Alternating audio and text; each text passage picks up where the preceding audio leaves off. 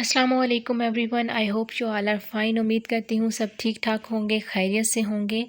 And بہت دنوں بعد حاضر ہوئی ہوں ایک نئے ناول کے ساتھ۔ تھوڑی سی صحت ڈسٹرب چل رہی ہے آج کل، تو آپ سب سے بہت بہت زیادہ گزارش ہے کہ پلیز میرے لیے دعا کیجیے گا۔ باقی آپ سب کو بھی اللہ پاک خوش رکھیں، تندرست رکھیں اور صحت سلامتی والی اچھی زندگی دیں، آمین۔ اینڈ اٹ از جو چلے تو جہاں سے گزر گئے بائی ماہا ملک۔ بہت سے لوگوں نے آپ میں سے یہ پڑھ رکھا ہوگا ناول۔ مجھے یہ ناول سٹارٹ اس لیے کرنا تھا کہ this was the first novel I read, اور مجھے بہت اچھا لگا تھا۔ مطلب ہوتا ہے نا جب بہت start, I guess I was in my matric اور یا مے بی 8th کلاس، تو اس 8th اسٹینڈرڈ میں مجھے لگتا ہے، یا پتہ نہیں 9th اسٹینڈرڈس میں نے پہلی دفعہ یہ ناول پڑھا تھا۔ تو پتہ نہیں کیوں میرا دل چاہ رہا تھا کہ میں واپس سے اس کو پڑھوں، اور پھر میں نے سوچا کہ کیوں نہ آپ لوگوں کے ساتھ بھی یہ شیئر کیا جائے۔ تو جن لوگوں نے ابھی تک یہ ناول نہیں پڑھا ہوا، تو بہت امیزنگ ناول ہے اور آپ بہت زیادہ انجوائے کرنے والے ہیں۔ تو سٹارٹ کرتے ہیں۔ جو چلے تو جہاں سے گزر گئے بائی ماہا ملک۔ کمرے میں اے سی کی کولنگ کے ساتھ ساتھ سگریٹ کی ناخوشگوار بو پھیلی ہوئی تھی۔ مکرم علی نے پردہ ہٹایا تو شیشے کی دیوار سے سورج کی چمکیلی کرنیں چھن کر آتی اندر چلی آئیں، اور چند لمحوں قبل والا اندھیرا ماحول یکا یک جگمگا اٹھا۔ مکرم علی نے پلٹ کر کمرے کا جائزہ لیا۔ کارپٹ پر ایک سرے سے لے کر دوسرے سرے تک سگریٹوں کے ٹوٹے خالی پیکٹ، کولڈ ڈرنک کی بوتلیں، ان کے کھولنے کی کیز، گندی پلیٹیں اور جانے کیا کیا الا بلا سامان بکھرا ہوا تھا۔ ہر کونے میں کشن اوندھے پڑے تھے، ایک تکیہ پھٹا ہوا تھا اور اس کی نرم روئی کبوتر کے پروں کی طرح پورے کمرے میں بکھری ہوئی تھی۔ بیڈ شیٹ آدھی بیڈ پر آدھی کارپٹ پر تھی، اور وہ ہاتھ پاؤں پھیلائے الٹا لیٹا بے خبر سو رہا تھا۔ چھوٹے شاہ صاحب، مکرم علی نے بے حد مؤدبانہ انداز میں اسے پکارا۔ آپ نے 12 بجے جگانے کو کہا تھا۔ ہوں۔ وہ کراہا اور سیدھا ہو کر پھر بے سدھ ہو گیا۔ چھوٹے شاہ صاحب، ہوں کیا ہے بابا؟ وہ بیزاری سے گویا ہوا۔ 12:10 ہو چکے ہیں۔ ہونے دو، وہ غنودگی میں بولا۔ تمہارا کیا لیتے ہیں؟ آپ کو کہیں جانا تھا۔ مجھے؟ اس نے بمشکل سوجی ہوئی آنکھیں کھولیں اور سوئے ہوئے دماغ کو بیدار کرنے کی کوشش کی۔ مجھے کہاں جانا تھا؟ ہاں یاد آیا، چائے لائے ہو؟ حاضر ہے جناب۔ مکرم علی نے پھرتی سے ٹرالی گھسیٹ کر بیڈ کے نزدیک کی ٹیکوزی ہٹا کر پیالی میں گرم گرم چائے ڈالی، دودھ انڈیلا اور چمچہ ہلانے لگا۔ چائے شاہ صاحب۔ وہ اٹھ کر بیٹھ گیا، آنکھیں جھپکا کر نیند بھگانے کی کوشش کرتے ہوئے اس کے ہاتھ سے کپ لے لیا۔ میرا کوئی اچھا سا شلوار سوٹ نکال دو، کوئی سفید نکال لو کلف والا۔ جی صاحب، اور کوئی حکم؟ کوئی فون تو نہیں آیا تھا؟ سوئی سوئی آواز میں اس نے پوچھا۔ نہیں شاہ صاحب۔ وہ سب کتے کب گئے؟ پیالی خالی کر کے مکرم کی جانب بڑھائی۔ جی سائیں، 10 بجے تک سب چلے گئے تھے۔ ناشتہ کروا دیا تھا؟ جی سائیں بالکل۔ ہوں ٹھیک۔ وہ اٹھ کر کھڑا ہوا۔ یہ سب گند اٹھواؤ یہاں سے، بلاؤ خیرہ کو، میں نہانے جا رہا ہوں۔ امید سے کہو ناشتہ تیار رکھے۔ جی بہتر۔ وہ باتھ روم کی جانب بڑھ گیا۔ اوئے آ گیا میرا سونا راجا۔ لشکر نے اسے دیکھ کر سیٹی بجائی۔ لینڈ کروزر کا دروازہ شان سے بند کر کے اس نے ان سب کی جانب قدم بڑھائے۔ ہم تو سمجھے تھے تم نے ارادہ بدل لیا۔ بندے کی زبان کھری نہ ہو تو پھر کیا رہ جاتا ہے بھئی اس کے پاس؟ اس نے مونچھوں کو بل دیتے ہوئے کہا۔ اپنے اونچے لمبے قد کے ساتھ زمین پر شان اور مضبوطی سے قدم جمائے، مونچھوں کو بل دیتے ہوئے۔ وہ کسی ریاست کا بگڑا شہزادہ نظر آتا تھا۔ سفید کلف لگے شلوار قمیص پر میرون شال بازوؤں کے گرد لپیٹ کر پیچھے ڈال رکھی تھی۔ گردن اور آستینوں کے کف پر سونے کے لنکس چمک رہے تھے، اور خمدار پلکوں والی آنکھیں دولت، جوانی اور وجاہت کے نشے سے مخمور ہو رہی تھیں۔ پھر چلیں؟ فہد نے گھڑی دیکھی، 1:30 تو یہیں بج گیا ہے، آدھے گھنٹے کا رستہ ہے۔ اپنے شہزادے کی لینڈ کروزر فراٹے بھرے گی نا؟ لشکر ہنسا۔ راستے کی کیا فکر؟ کھانے پینے کا کیا انتظام ہے؟ اس نے تینوں کو باری باری دیکھا۔ مچھلی جو شکار کریں گے اور پانی جو دریا میں بہہ رہا تھا، لشکر نے کہکہا لگایا۔ اور مزید جو اپنے عالم شاہ صاحب کی خواہش ہو، آصف نے ٹکڑا لگایا۔ بغیر تو اس نے ہنس کر بٹوا نکالا، نیلا نوٹ نکال کر فہد کو تھمایا۔ لینا رستے میں سے کچھ، ورنہ سب سے پہلے تمہارے دوزخ ہی چیخنا شروع ہوتے ہیں۔ خدا تجھے خوش رکھے، جیتا رہ میرا یار۔ وہ ان سب کے پیچھے آنے کا اشارہ کرتے ہوئے ڈرائیونگ سیٹ پر جا بیٹھا۔ تو کیسے آ گیا یار؟ فہد نے اشتیاق سے پوچھا۔ کیوں؟ کل حامی نہیں بھری تھی؟ اس نے تیوری پر بل ڈالے۔ پھر بھی لگتا تھا بڑی بے دلی سے کہہ رہا ہے۔ ہوں، بے دلی سے ہی کہا تھا۔ مجھے یہ معمولی مچھلیوں کا شکار کا شوق نہیں ہے۔ ایک بنسی پانی میں ڈال کر بیٹھ جاؤ، احمقوں کی طرح انتظار کرو۔ بندے کے ہاتھ میں بندوق ہو، کاندھے پر کارتوس کی پیٹی ہو تو وہ بھلا بھی لگے۔ شکار کا لفظ بھی اچھا لگے گا کانوں کو۔ یہ مچھلیوں کا شکار تو صرف عورتوں کے لیے ہونا چاہیے۔ ڈرائیونگ کرتے ہوئے اس نے ایک ادائے بے نیازی سے کہا۔ ابے عورتوں میں اتنا صبر کہاں ہے شہزادے؟ لشکر نے حسب عادت بلند کہکہا لگایا۔ وہ 2 منٹ میں بنسی چھوڑ چھاڑ ہاتھ چھاڑتی ہوئی اٹھ کھڑی ہوں گی۔ یہ کانٹا ڈال کر مچھلی کا انتظار کرنا تو ہم مردوں کا ہی دل گردہ ہے۔ بات چونکہ معنی خیز تھی، اس لیے اس پہ ایک کہکہا بلند ہوا۔ تم مردوں کا، اس نے زور دے کر کہا۔ مجھے ایسی بھی کوئی مجبوری نہیں۔ ہاں شہزادے، فہد نے ٹھنڈی آہ بھری۔ تو بڑا آدمی ہے، اپنے نصیب ایسے کھرے کہاں، تیرا تو پورا وجود ہی ایک دل فریب خوشنما کانٹا ہے۔ مچھلی کی نظر پڑی اور پھنسی ہی پھنسی۔ وہ ہولے سے ہنس کر خاموش ہو گیا۔ یار عالم، یا سچ سچ بتا، کتنے شکار کر چکا ہے آج تک؟ آصف نے پراشتیاق لہجے میں پوچھا۔ ہوں گی کوئی 100-150 کے قریب۔ لشکر نے لقمہ دیا۔ کمینے، وہ بڑبڑایا، بدنام کرتا ہے مجھے۔ پھر سچ بول۔ بس 10-15 سے زیادہ نہیں۔ وہ ہلکے سے ہنسا۔ بس 10-15؟ خدا کی پناہ! آصف نے آنکھیں پھیلا کر دہشت سے مر جانے کی ایکٹنگ کی۔ میرا کوئی قصور نہیں، اس نے کندھے اچکائے۔ بقول فہد کے میرا تو پورا وجود ہی ایک پرفریب کانٹا ہے، ایسے میں 10-15 بھی کم ہے۔ یہ بھی تو تھوڑا بہت بھا گئی نظر کو، ورنہ عالم شاہ کے ساتھ وقت گزارنا کوئی معمولی بات نہیں۔ اس کے لہجے میں اپنی ذات کا بے پناہ غرور ہلکورے لے رہا تھا۔ وہ تو ہے، لشکر نے مکھن لگایا۔ ہمارا شہزادہ اتنا تو نواز ہی دیتا ہوگا کہ ان کو سودا مہنگا نہ پڑے۔ وہ غرور سے مسکراتا رہا۔ پر ایک بات کھٹکتی ہے۔ آصف نے کنکھیوں سے اسے دیکھا۔ دل کی بستی سونی ہے شہزادے کی۔ ہاں، وہ ہنسا۔ اس بستی کو بسانے والی بڑی مشکلوں سے ٹکرائے گی۔ وہ کیوں؟ تینوں ساتھ بولے تھے۔ وہ اس لیے کہ پہلے 1,00,000 لڑکیاں مسترد ہوں گی تو ویسی کوئی ملے گی۔ کیسی؟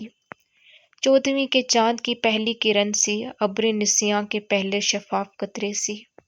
14ویں کی رات میں چپکے سے چٹک جانے والی بہار کے پہلے غنچے کی سی، معطر معطر، پاکیزہ پاکیزہ۔ تھوڑی دیر کے لیے گاڑی میں خاموشی چھا گئی۔ سب اپنی اپنی سوچوں میں کھو گئے۔ پھر اس خاموش منجمد ماحول کو فہد کی سوچ میں ڈوبی بوجھل آواز نے چیرا۔ یار عالم، میں نے دیکھی ہے ایسی ایک لڑکی، بالکل ایسی۔ آپا، یہ چادر تیار ہو گئی ہے۔ اس نے سفید کڑھائی کی ہوئی چادر بہن کے سامنے پھیلا دی۔ ہوں، چلو شکر ہوا، خدا خدا کر کے مکمل تو ہوئی۔ محجبین نے سلائی مشین روک کر چادر کو غور سے دیکھا۔ بڑی صفائی سے بنی ہے جی، تو محنت بھی تو کتنی کی ہے میں نے، اس نے فخر سے کہا۔ اب ذرا اوڑھ کر تو دکھائیں کیسی لگتی ہے۔ اس نے محجبین پر چادر ڈال کر دیکھی۔ زوفی کیا کرتی ہو، اماں دیکھ لیں گی، کیا سوچیں گی بھلا؟ اس نے چادر اتار کر زوفشاں کو گھورا۔ کیا سوچیں گی، میں آپ کی بہن ہوں زوفشاں، عاصم بھائی نہیں، وہ شوخ لہجے میں بولی۔ محجبین کو ہنسی آ گئی، جسے چھپانے کے لیے وہ سلائی مشین پر جھک گئی۔ لڑکیوں، کچھ رات کے کھانے کا بھی بندوبست کرنا ہے یا نہیں؟ اماں ادھر ہی آ رہی تھیں۔ ذوالفشاں جھٹ پٹ چادر تہہ کرنے لگی۔ کیا پکے گا اماں؟ اس نے چادر تہہ کر کے تخت کے کونے میں رکھا۔ بھنڈی لی تھی صبح، پکا لو، اچھے مسالے والی تھوڑی دال پکا لو، مونگ کی، پودینے اور زیرے کی چٹنی بنا لو۔ اماں دوپہر کا آلو گوشت بھی رکھا ہے، محجبین نے دھاگا توڑتے ہوئے کہا۔ بلا وجہ اتنا ذخیرہ ہو جائے گا، 2 دن باسی سالن ملے گا کھانے کو۔ ارے تمہاری پھپھو آ رہی ہیں، کہلوایا تھا انہوں نے، اب کیا دوپہر کا آلو گوشت رکھ دوں صرف؟ پھوپھی آئیں گی آج؟ ذوالفشاں کا دل چوری سے دھڑکا۔ کس کے ساتھ؟ عاذر ہی لائے گا، انہوں نے خیال پیش کیا، اللہ جانے۔ عاذر؟ ذوالفشاں کے لب مسکرا اٹھے۔ چلو لڑکیوں اب اٹھ بھی جاؤ، آتی ہوں گی وہ، اماں نے پھر کہا۔ وہ خوشی خوشی باورچی خانے کی سمت چل دی۔ مسالہ بھوننے کے ساتھ ساتھ بھنڈی بھی کاٹنے لگی۔ زوفی میں روٹی پکا لیتی ہوں۔ تھوڑی دیر میں محجبین بھی چلی آئی۔ جی آپ کی قمیض مکمل ہو گئی، ہاں ترپائی رہتی ہے وہ تم سے کراؤں گی۔ جناب اتنی فالتو نہیں ہوں میں، مجھے اپنی اسائنمنٹس بھی تیار کرنی ہے ابھی۔ ہاں تو کل کر لینا، مجھے جلدی نہیں۔ وہ ہنسی۔ یہ آپ کی ہر قمیض کی ترپائی کرنا مجھ پر فرض ہے کیا؟ وہ جھنجھلائی۔ تم سمجھو تو بڑی بہن کا کام آسان کرنا فرض ہی بنتا ہے تمہارا۔ محجبین مسکرائی۔ اللہ کرے جلدی سے شادی ہو جائے، آپ کی جان چھوٹے میری ان ترپائیوں سے۔ فکر نہ کرو، جاتے ہی تمہیں بلوا لوں گی۔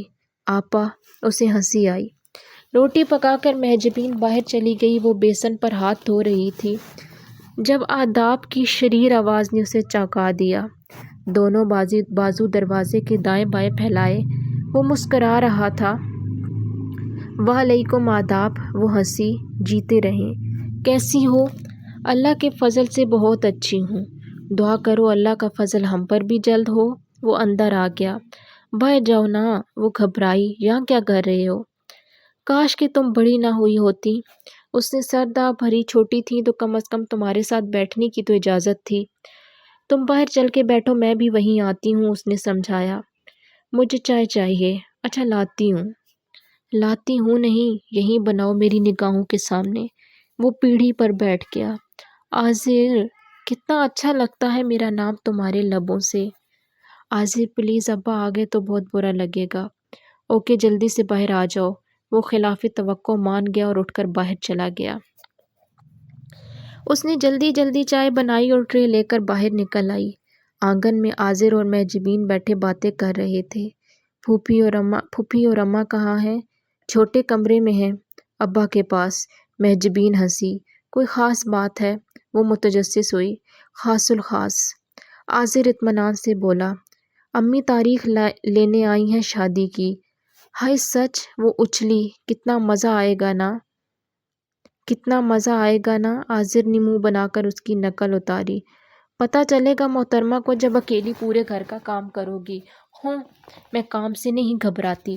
پھر کس سے گھبراتی ہو؟ وہ اسے غور سے دیکھنے لگا۔ محجبین نے کھنکار کر منہ دوسری جانب کر لیا۔ ذوالفشاں نے آنکھوں ہی آنکھوں میں اسے ڈانٹا۔ وہ مسکراتے ہوئے چائے پینے لگا۔ کل یونیورسٹی جاؤ گی؟ چائے پی کر اس نے پوچھا۔ ہاں۔ کیوں پوچھ رہے ہو؟ بس یوں ہی، اس نے کندھے اچکائے۔ صوفی؟ اماں باہر آ رہی ہیں، بیٹا کھانا نہیں پکا اب تک؟ کھانا تو تیار ہے اماں، بس تو لگاؤ دسترخوان، انتظار کس بات کا ہے؟ اماں؟ وہ جوش سے ان کے نزدیک پہنچی۔ اماں تاریخ ہو گئی طے؟ اماں نے غور سے اسے دیکھا اور پھر ہنس دیں۔ ہاں ہو گئی، تجھے بڑا شوق ہے۔ کون سی تاریخ اماں؟ وہ پوچھتی رہ گئی۔ اماں مڑ کر واپس اندر کی جانب بڑھ گئی۔ سب سمجھتا ہوں میں، تمہیں کس بات کی جلدی ہے؟ پیچھے کھڑے عاذر نے سرگوشی کی۔ کس بات کی بھلا؟ اس نے آنکھیں پھیلا کر پوچھا۔ محجبین باجی اور عاصم بھائی نپٹیں گے تو اپنی باری آئے گی نا۔ اف، خوش فہمی کی دلدل میں گردن تک دھنس گئے ہو۔ وہ منہ بنا کر جانے لگی۔ ذرا نکال دو، اس نے ہاتھ پھیلا کر روکا۔ شش، پٹواؤ گے کیا؟ وہ جھک کر اس کے ہاتھ کے نیچے سے نکل گئی۔ اگلے روز وہ اسے اپنے ڈپارٹمنٹ کی سیڑھیوں پر ٹکرا گیا۔ تم؟ وہ چونک کر رکی۔ ہوں۔ ذرا ساتھ چلو میرے۔ کہاں؟ وہ ہونک ہوئی۔ جہاں بھی میں کہوں، بھگا کر نہیں لے جاؤں گا محترمہ کو۔ وہ اس کے انداز پر چڑ سا گیا۔ آذر، وہ بے بسی سی بولی، اسے ایسی باتیں پسند نہیں تھیں، بالکل بھی نہیں تھیں۔ وہ لاکھ اس کا غصن تھا، اس کے گھر آتا جاتا تھا، لیکن اس وقت دیکھنے والوں میں کسی کو بھی اس بات کا علم نہ تھا۔ اس کے ساتھ ایسے جاتا دیکھنے والے محض ایک لڑکے کے ہمراہ جاتا دیکھتے اور اسے اپنے کردار کی چمکیلی سفید چادر پر بدگمانی کی ایک معمولی سی چھینٹ بھی گوارا نہ تھی۔ کیا سوچ رہی ہو؟ وہ بائک کی چابی انگلیوں میں جھلاتا ہوا غور سے اس کا چہرہ دیکھنے لگا۔ سوری آذر، وہ سر جھکا کر بولی، میرا پیریڈ ہے۔ اچھا، اس کی آواز میں غصہ تھا، رائنٹ تھا۔ وہ چپ چاپ سیڑھیاں اترتی چلی گئی، گھر آ کر بھی چپ رہی۔ وہ دوپہر کو سونے کے بجائے بیٹھک میں بیٹھی اپنے نوٹس بناتی رہی، لیکن دماغ وہیں الجھا تھا۔ اسے اپنے رویے سے پیدا ہونے والے آذر کے جذبات کا احساس تھا، لیکن پشیمانی یا پچھتاوا نہ تھا۔ یونیورسٹی میں ایڈمیشن لینے سے قبل اسے علم تھا کہ آذر بھی وہیں پڑھتا ہے، لیکن اس نے اسی وقت اپنی حدود کا تعین کر لیا تھا۔ اس نے طے کیا ہوا تھا کہ اسے کیا کرنا ہے اور کیا نہیں۔ چلو کزن، آذر نے اس کا فارم جمع کروا کر خشک خشک کہا تھا۔ اب رہا کرے گی ملاقات، ورنہ جس قدر تم ابا سے ڈرتی ہو۔ نہیں آذر، اس نے قطعی لہجے میں اس کی بات کاٹی۔ اس غلط فہمی میں کبھی مت رہنا کہ میں ابا سے ڈر کر اپنے اوپر پابندیاں بٹھاتی ہوں، نہیں، بلکہ ابا نے تو مجھے کچھ کہا ہی نہیں، کوئی معمولی سا نصیحت بھرا جملہ بھی نہیں۔ انہیں از خود علم ہے کہ ان کی بیٹی کیا ہے، انہیں مان ہے خود پر بھی اور مجھ پر بھی، اور میں اس مان کو، اس بھروسے کو توڑنے کا تصور بھی نہیں کر سکتی۔ ان کے بغیر ہی میں نے ایک دائرہ اپنے گرد کھینچا ہے جس سے میں ایک قدم بھی باہر نکالوں گی نہیں نکالوں گی۔ اور ہاں، یونیورسٹی میں صرف اور صرف پڑھنے جاؤں گی، وہاں مجھ سے کسی قسم کی پذیرائی کی توقع مت رکھنا۔ سوری اجالا، وہ شرمندہ ہو گیا۔ مجھے علم ہے تمہارے بارے میں، تمہاری سوچوں اور تصورات کے بارے میں۔ میں خود نہیں چاہوں گا کہ کسی ایک زبان سے بھی تمہارے بارے میں کوئی غلط بات نکلے، خواہ وہ میرے حوالے سے کیوں نہ ہو۔ جانے اس نے اپنی وہ بات کیوں بھلا دی تھی۔ زوفشاں نے پین بے دلی سے پھینک دیا اور انگلیاں چٹکانے لگی۔ آذر کی ناراضگی کا احساس اس کے دل و دماغ پر ہتھوڑے برسا رہا تھا۔ اس کا ماند پڑتا چہرہ، غصہ اور رنج سے بھرا لہجہ بار بار اس کے ذہن میں در آتا۔ اجالا، کس طرح سے کہا تھا اس نے؟ رنج سے، تعصب سے، جیسے کچھ ٹوٹ سا گیا ہو، بکھر گیا ہو۔ کیوں کیا میں نے ایسا؟ پھر اسے خود پر غصہ آنے لگا، اپنے انکار کے انداز پر افسوس ہوا۔ وہ اسے رسانیت سے بھی سمجھا سکتی تھی، اسے اس کا کیا عہد اسی کے الفاظ میں یاد دلا سکتی تھی، لیکن اس نے تو اس سے منع کر دیا تھا، جیسے وہ آذر نہ ہو، کوئی عام لڑکا ہو جسے وہ جانتی ہی نہ ہو۔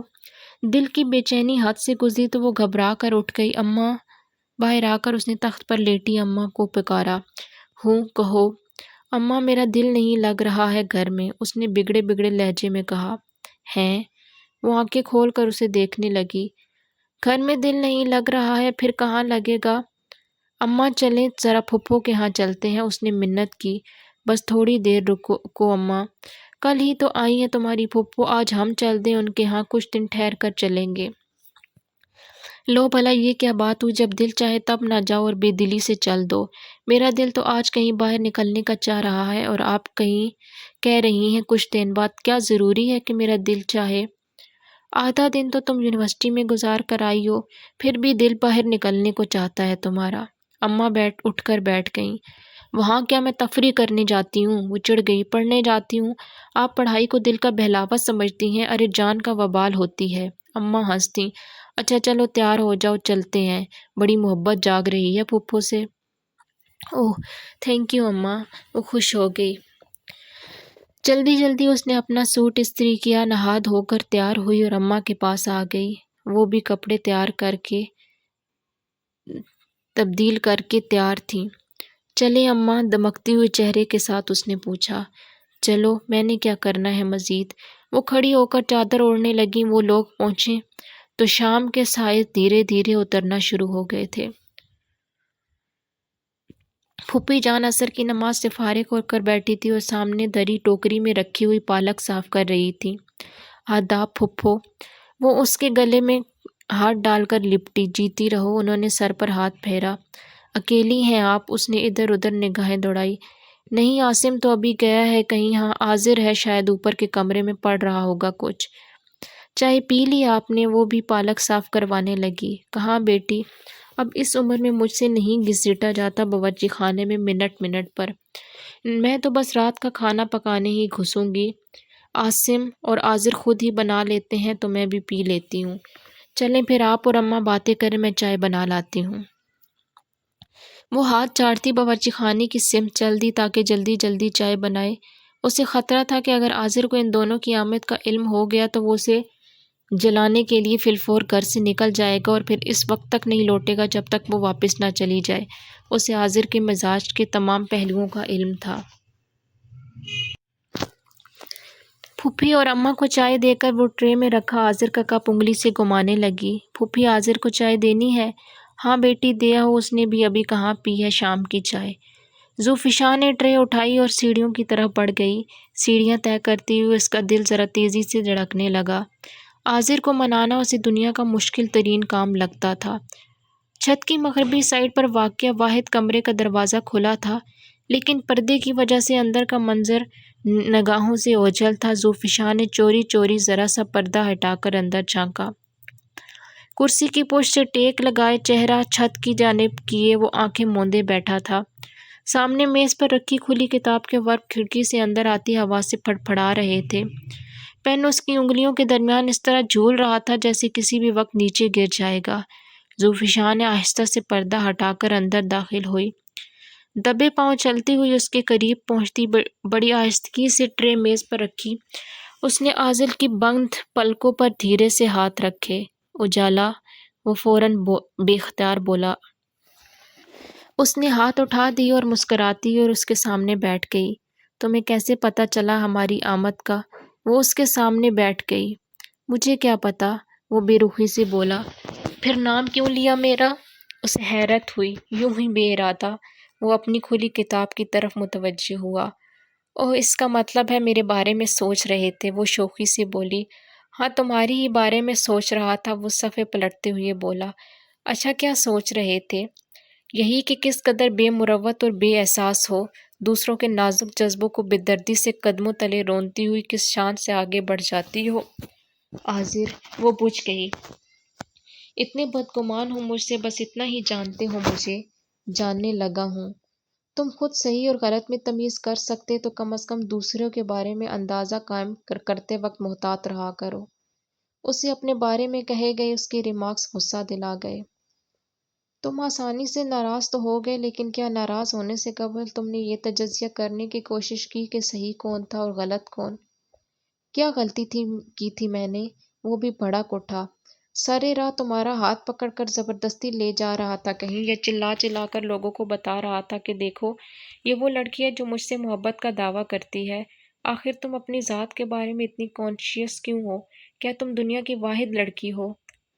عاذر، اس کی آنکھوں میں آنسو آ گئے، لبوں پر اس نے سختی سے دانت جما لیے۔ زندگی میں پہلی بار اس نے ذوالفشاں سے اس قدر سخت الفاظ میں اور اتنی تلخ لہجے میں بات کی تھی۔ اسے شدت سے اپنی توہین کا احساس ہوا۔ کیوں رونے لگی؟ وہ تلخی سے ہنسا۔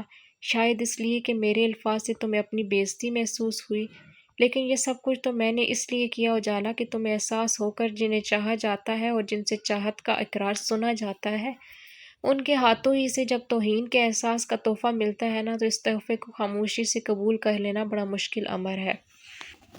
صبو، جو تم نے کیا تھا، تم تصور نہیں کر سکتی مجھے کس قدر ہتک محسوس ہوئی۔ محبت کرنے والوں کو بڑا مان ہوتا ہے ایک دوسرے کی ذات پر، اپنا حق سمجھتے ہیں، اور اپنا جب یہ مان اور بھروسہ اچانک ہی جھوٹا لگنے لگے تو پھر دنیا کی ہر شے سے اعتبار اٹھ جاتا ہے۔ عاذر، اسے احساس ہوا کہ وہ بے حد بکھرا ہوا تھا۔ I am sorry. بے وجہ الفاظ ضائع مت کرو، وہ اس کی بات کاٹ کر بولا۔ تم تو حد سے زیادہ خفا ہو۔ کیا بے وجہ ہوں؟ اس نے اپنی سرخ آنکھوں سے اسے دیکھا۔ معاف نہیں کرو گے؟ اسے پھر رونا آ گیا۔ پتہ نہیں۔ وہ کھڑکی سے باہر دیکھنے لگا۔ دیکھو عاذر، تم جانتے ہو میں گھر سے باہر نکل کر اپنی ذات کے بارے میں کس قدر محتاط ہو جاتی ہوں، اتنی کہ دوسروں کی ذات کو خود اپنی ہی نظروں میں گرا دیتی ہو۔ عاذر پلیز میری بات تو سن لو، اس نے منت کی۔ کیا سن لوں؟ کیا میں تمہارے بارے میں نہیں جانتا؟ میں سب جانتا ہوں، تمہاری ہر سوچ سے واقف ہوں۔ صبح میں تمہیں اپنی ہی بائک پر لے کر جا رہا تھا جو میں باہر کھڑی کر کے آیا تھا۔ جانتی ہو کیوں؟ کیوں؟ اس نے ڈرتے ڈرتے پوچھا۔ اس لیے کہ اس نے بات ادھوری چھوڑ کر جھک کر میز کا نچلا خانہ کھولا اور وہاں سے ایک بڑا سا باکس نکال کر اس کے سامنے رکھا۔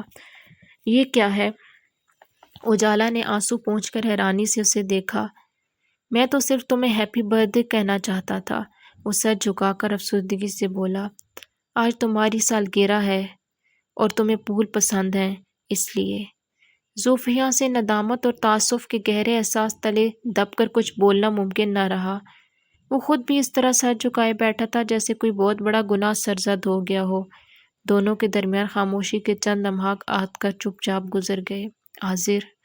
پھر اس نے آہستگی سے کہا۔ ہوں۔ ابھی تک ناراض ہو؟ ڈرتے ڈرتے پوچھا۔ تم نے مجھے بہت ہرٹ کیا ہو اجالا، مجھے یقین نہیں آ رہا کہ یہ وہ لڑکی ہے جسے مجھ سے محبت کا دعویٰ ہے۔ پلیز معاف کر دو۔ زوفیہ نے اس کے آگے ہاتھ جوڑ دیے۔ پہلے تو وہ لمحہ بھر کو حیران ہوا، پھر ہولے سے ہنس دیا۔ یہ کیا حرکت ہے؟ بولو نہ، کرتے ہو معاف؟ ہاں بابا، اب کھولو انہیں۔ اس نے خود سے اس کے ہاتھ پکڑ کر علیحدہ کر دیے۔ دیکھو، میں تمہارے لیے چائے لائی ہوں۔ آنسو پونچھتے ہوئے اس نے مسکرا کر بتایا۔ لائی ہو نہیں، لائی تھیں۔ وہ مسکرایا۔ عقل مند لڑکی چائے کپ کی ٹھنڈی ہو گئی۔ گرم کر کے لاتی ہوں۔ وہ فوراً کھڑی ہو گئی۔ بیٹھ جاؤ، اس نے ڈانٹا۔ نیچے گئی تو امی اور ممانی پھر نہیں آنے دیں گی۔ حاضر؟ وہ بیٹھتے ہوئے بولی۔ تمہارا غصہ بہت خطرناک ہے، جلدی اتر جاتا ہے اس لیے۔ وہ ہنسا۔ کوئی اور ہوتا نا، 10 دن بات نہ کرنے والا، پھر قدر آتی تمہیں۔ سچ بڑے اجنبی لگتے ہو۔ اجنبی تو مجھے تم لگی تھی صبح۔ دل چاہتا تھا کہ ایک جھاپڑ رسید کروں اس بوتھے پر اور لاہور پڑھ کر پلٹ جاؤں۔ تو کر دیتے۔ وہ مسکرائی۔ لیکن ایک بات سن لو، آئندہ بھی اگر اس طرح کہیں لے جانے کی کوشش کرو گے تو میرا جواب یہی ہوگا۔ آئندہ میرے ابا جی کی توبہ جو یہ غلطی سے تمہیں کوئی آفر دوں۔ کتنے پیارے پھول ہیں۔ اس نے پیارے پھولوں پر ہاتھ پھیرا۔ کاش اس بات تم نے صبح کہی ہوتی، میرا دن بھی برباد نہ ہوتا۔ ایمان سے پیٹ میں چوہے دوڑ رہے ہیں، اب تو صبح سے فاقہ حالت میں ہوں۔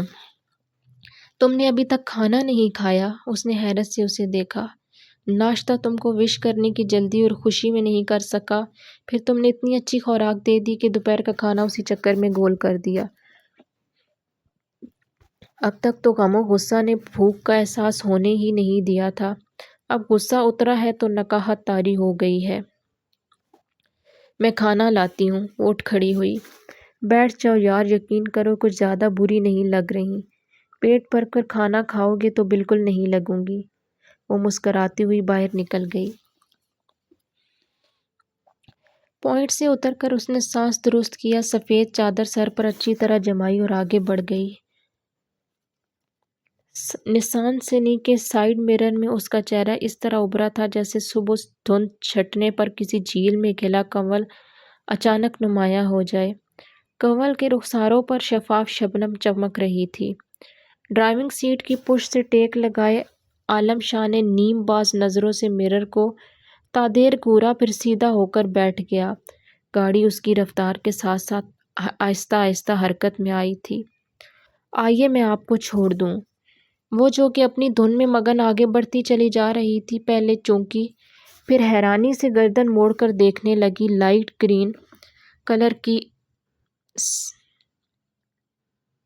نسان سنی کی ڈرائیونگ سیٹ پر بیٹھا وہ شخص نہ تو دیوانہ لگتا تھا، نہ ہی چھچورا۔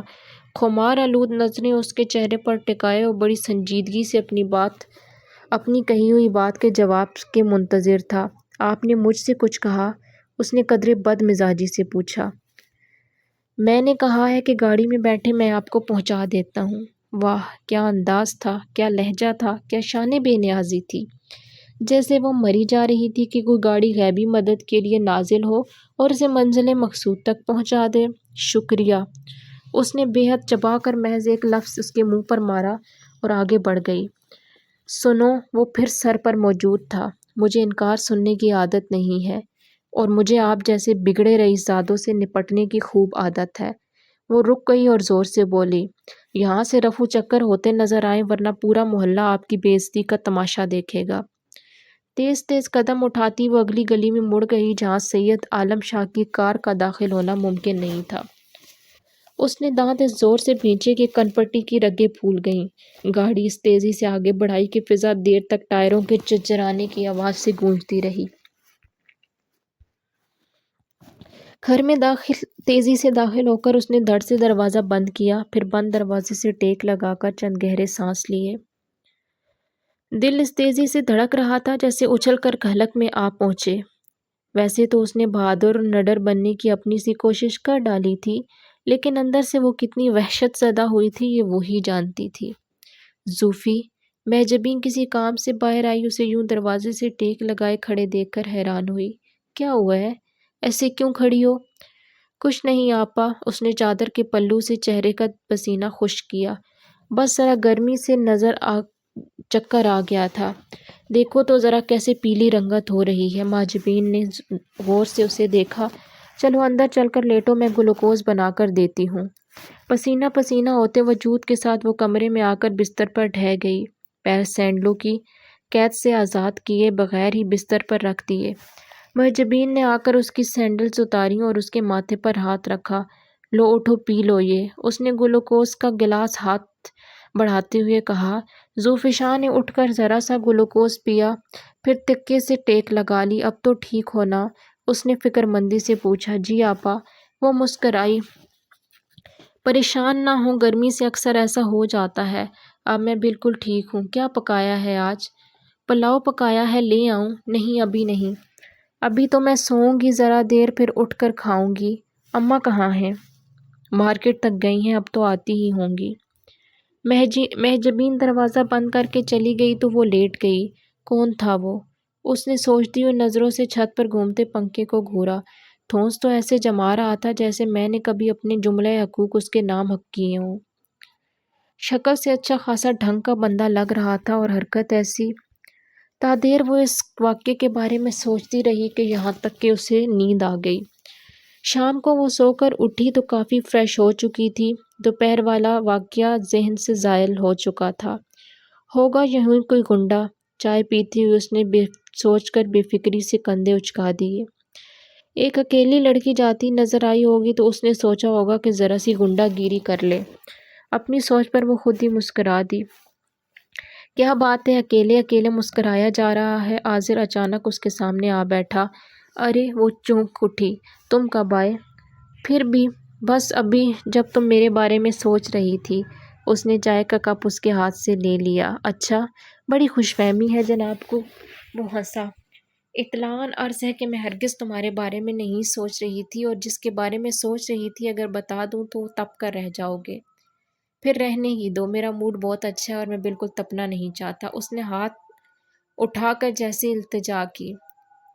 چلو جیسے تمہاری مرضی۔ وہ بھی مان گئی۔ یہ بتاؤ کہ موڈ کیوں اچھا ہے؟ ارے واہ، ایسے ہی بتا دوں بنا کسی رشوت کے؟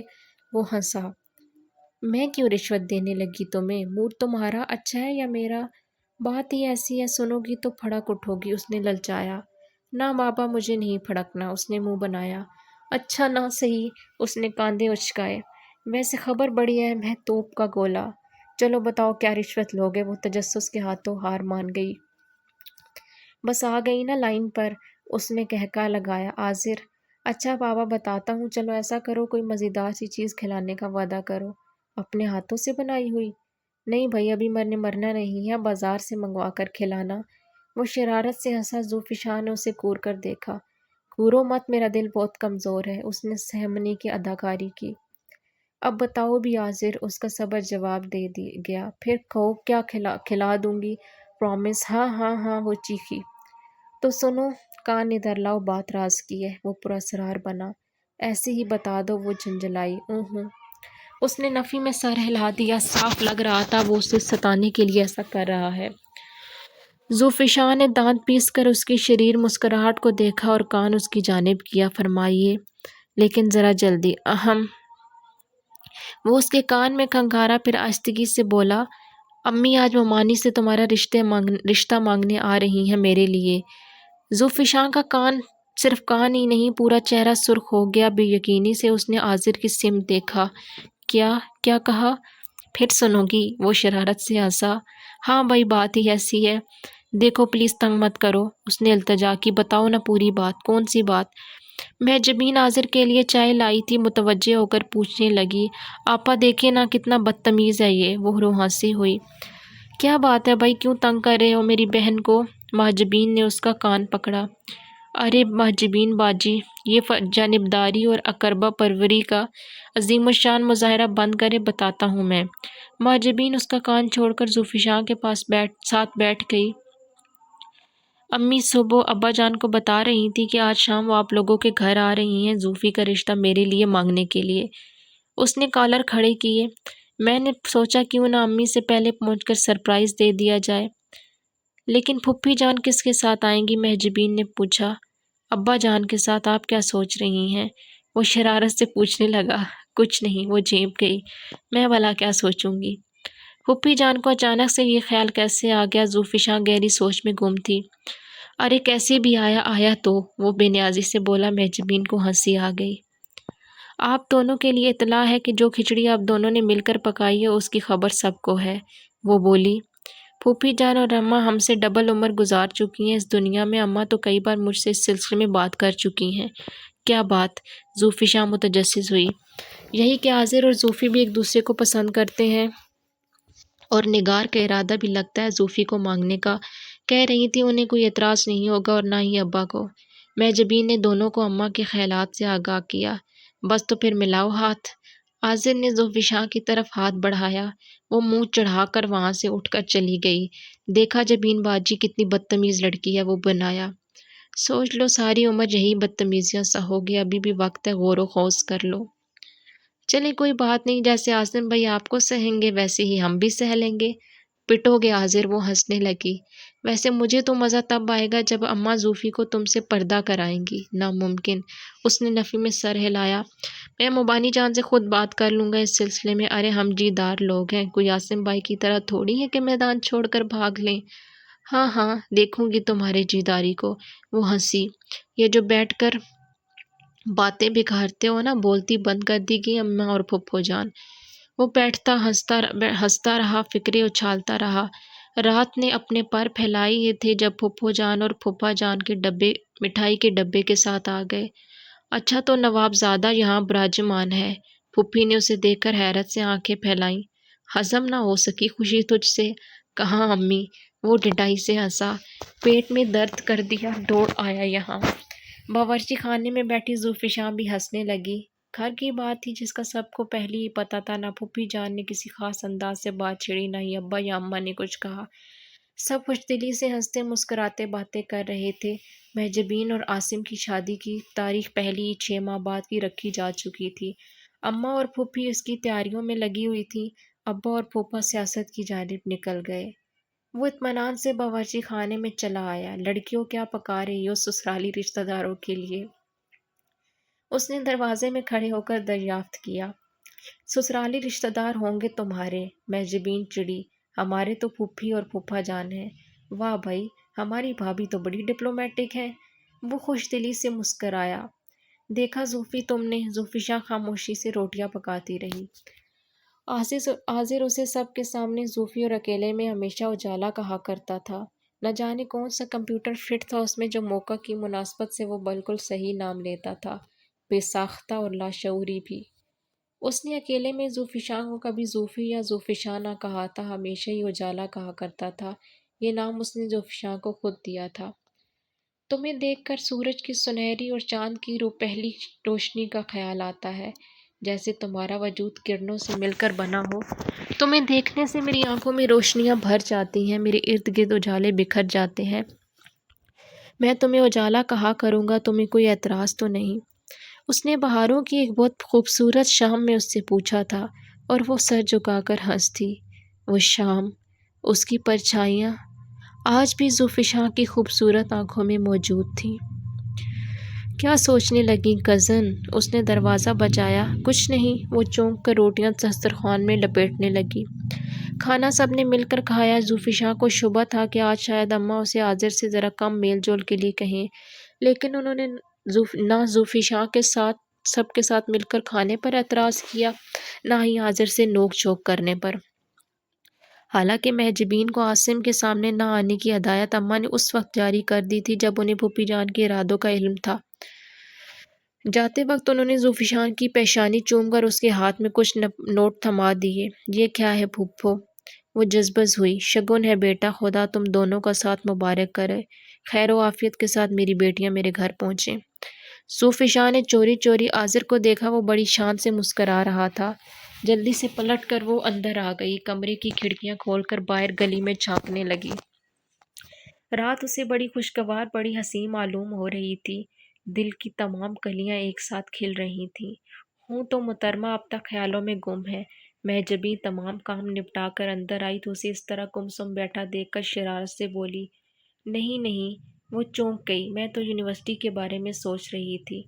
اسے سب سے پہلے یہی بات سوجی کہہ دی، یہ کہ کل عازر سے وہیں ملاقات ہوگی۔ اوہوں آپا، اس نے سرزنش کی، آپ بھی یہی سوچتی ہیں؟ ارے نہیں، میں تو مذاق کر رہی تھی۔ وہ جلدی سے معذرت کرنے لگی۔ ذوالفشان مسکراتی ہوئی انہیں دیکھنے لگی۔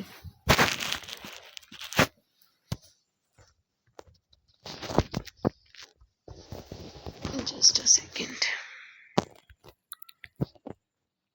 اگلے چند دن اس کے بے حد مصروف گزرے تھے۔ محجبین کو جہیز کی تیاری کے لیے کچھ چیزیں خریدنی تھیں اور اماں کی طبیعت ٹھیک نہیں تھی۔ ذوالفشان نے 3 دن یونیورسٹی سے چھٹی کر کے اس کے ساتھ بازار کے چکر لگائے۔ آپا، تھکا مارا ہے آپ نے تو، گنے کا جوس پیتے اس نے شکایت کی۔ تم تو ڈبل تھکاؤ گی مجھے۔ محجبین نے آنکھیں نکالی، تمہاری تو بری کی تیاری بھی مجھے ہی کرنی ہوگی۔ ذوالفشان کھلکھلا کر ہنس دی۔ خواتین، یہ بازار ہے، یہاں سر عام کہہ کے نہیں لگاتے۔ تم یہاں بھی ٹپک پڑے؟ محجبین نے بھنا کر سر پر کھڑے عازر کو دیکھا۔ یہاں بھی، اس سے کیا مراد ہے آپ کی؟ اس نے برا مان کر دیکھا۔ میں اتنا تو نہیں آتا آپ کے گھر، اس سے بھی زیادہ آنا چاہتے ہو؟ انہوں نے مزید حیران ہونے کی اداکاری کی۔ میری تو وجہ ہی اتنی زبردست ہے، اس نے ذوالفشان کو غور سے دیکھ کر محجبین کو چڑھانے کے لیے کہا۔ عاصم بھائی بیچارے کیا کرنے آئے آپ کے گھر؟ ارے وہ شریف آدمی ہے۔ محجبین ہنسی۔ تمہاری طرح چھچورے تھوڑی ہیں جو دن رات سسرال میں موجود رہیں۔ دیکھتی ہو کزن اپنی آپا کو؟ وہ لاجواب ہو کر اس سے الجھ پڑا۔ مجھ سے کیا کہتے ہو؟ وہ مسکرا دی۔ بھابھی ہے تمہاری، لڑ لو جتنا چاہے۔ صرف بھابھی نہیں، سالی بھی ہوں، اس رشتے سے میں بھی 2 ہاتھ کر سکتی ہوں تم سے۔ ویسے تم کیا خریدنے آئے ہو؟ میں، وہ شرارت سے مسکرایا اور ایک نظر ذوالفشان پر ڈالی۔ ایک خاص چیز خریدنے آیا تھا، کسی خاص شخصیت کے لیے۔ لے لی پھر؟ محجبین نے پوچھا، جبکہ ذوالفشان تجسس سے بےتاب ہوئی۔ ہاں لے لی، اس نے جیب تھپتھپائی۔ کیا ہے عازر؟ بالآخر اسے صبر نہ ہوا، بے اختیار اشتیاق سے پوچھ لیا۔ سرپرائز ہے، وہ ہنسا۔ بتا دو نا پلیز، اس نے منت سے کہا۔ اسے شک بلکہ یقین تھا کہ عازر نے جو کچھ بھی لیا تھا اس کا تعلق اسی کی ذات سے تھا۔ رہنے دو زوفی، وہ اکڑ جائیں گے محترم۔ محجبین نے بے فکری سے ہاتھ ہلایا۔ تمہارے لیے کوئی گفٹ لیا ہوگا، خود ہی دے دیں گے 1 دن میں۔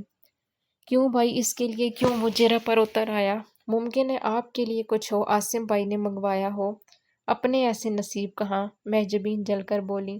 اس سے تو میں ہر چیز بعد میں خود وصول کر کے لوں گی، مانگ مانگ کر۔ عازر نے کہکہا لگایا۔ بتاؤ نا عازر کیا ہے؟ ذوالفشان کے دماغ کی سوئی وہیں اٹکی تھی۔ چلو اشارہ دے دیتے ہیں، اس نے دریا دلی دکھائی۔ جو کچھ لیا ہے تمہارے لیے ہے۔ واقعی؟ کیا ہے؟ وہ کھل اٹھی۔ جلد ہی پتہ چل جائے گا، مسکرایا۔ امی سے بھجوا دوں گا۔ Okay girls, bye bye. وہ ہاتھ ہلا کر آگے بڑھ گیا۔ بدتمیز۔ ذوالفشان دانت پیس کر رہ گئی۔ پتہ ہے نا، اب مجھے بے چینی رہے گی تو کیسے جلدی سے چلتا بنا، ورنہ گھنٹوں کھڑا باتیں کرتا رہتا۔ توبہ ہے زوفی تم سے۔ محجبین ہنس دی۔ ذرا صبر سے کام نہیں لے سکتی کیا؟ اتنا تجسس بھرا ہے تم میں، آخر تم میں۔ آپا بتائیں نا، کیا لیا ہوگا اس نے میرے لیے؟ میٹھا پان، وہ جلائی۔ اب کس کو؟ گھنٹہ بھر لگا دیا یہیں کھڑے کھڑے، اماں کا پتہ نہیں ہے کیا برے برے خیالات آ رہے ہوں گے انہیں۔ دونوں سامان سنبھالتی آگے بڑھ گئیں۔ وہ 3 دن بعد یونیورسٹی آئی تھی اور لیکچرز کی تلاش میں ماری ماری پھر رہی تھی۔ سنو فرخ، ڈاکٹر مختار کے پچھلے 2 لیکچرز چاہیے مجھے۔ اس نے فرخ کو سیڑھیوں پر پکڑا۔ میں نہیں آ سکی تھی نا، ڈاکٹر مختار کی کلاسز تو میں نے بھی نہیں لیں۔ اس نے افسوس سے شانے ہلائے۔ تم آسماء سے مل لو نا، اس کا تمہیں پتہ ہے ایک ایک حرف اتارتی ہے، ہر پروفیسر کی زبان سے نکلا ہوا۔ آسماء ہے کہاں؟ اس نے پوچھا۔ نظر تو نہیں آئی وہ مجھے۔ باٹنی ڈپارٹمنٹ گئی ہے، کسی لڑکی سے ملنا تھا اس سے۔ Botany department? اس نے زیر لب دہرایا اور باہر کی جانب بڑھ گئی، ماتھے پر فائل ٹکائے۔ بڑی بے خبری سے وہ خرامہ خرامہ باٹنی ڈپارٹمنٹ کی جانب بڑھ رہی تھی جب ایک سایہ اس کے عقب سے ابھرا اور اس کے ساتھ ساتھ چلنے لگا۔ اس نے بدمزگی سے گردن گھمائی اور جیسے اس کے قدموں نے مزید چلنے سے انکاری کر دیا۔ بے اختیار اور بے ارادہ وہ اپنی جگہ رک گئی تھی۔ آپ؟ وہ خود اس کی زبان سے نکلا۔ پہچانتی ہو مجھے؟ اس کے لبوں پر آسودہ سی مسکراہٹ تھی۔ کیا نام ہے تمہارا؟ بڑے رعب سے اس نے سوال کیا، جیسے جواب دینا اس پر فرض ہو گیا۔ مجھ سے اور میرے نام سے آپ کا کیا تعلق ہے؟ وہ کڑوے لہجے میں بولی۔ کیوں پیچھا لیا ہے میرا آپ نے؟ اس نے اپنے سوال کا جواب سنے بغیر آگے قدم بڑھا دیے۔ وہ بھی اس کے ساتھ چلنے لگا۔ ذوفشاں تیز تیز چل رہی تھی جبکہ وہ انتہائی اطمینان سے خرامہ خرامہ چلتا ہوا بھی مسلسل اس کے برابر تھا۔ دیکھیں مسٹر، پلیز جو کوئی بھی ہیں آپ، وہ جیسے ہار کر ٹھہر گئی۔ مجھے عالم شاہ کہتے ہیں۔ گردن کا ہلکا سا خم دے کر اس نے اپنا تعارف کروایا، گویا یہ ملاقات ذوفشاں کے لیے بڑی پرمسرت ثابت ہو۔ مسٹر عالم شاہ، یہ کوئی شارع عام نہیں ہے، یہ ایک تعلیمی ادارہ ہے۔ آپ مجھ سے کیا چاہتے ہیں؟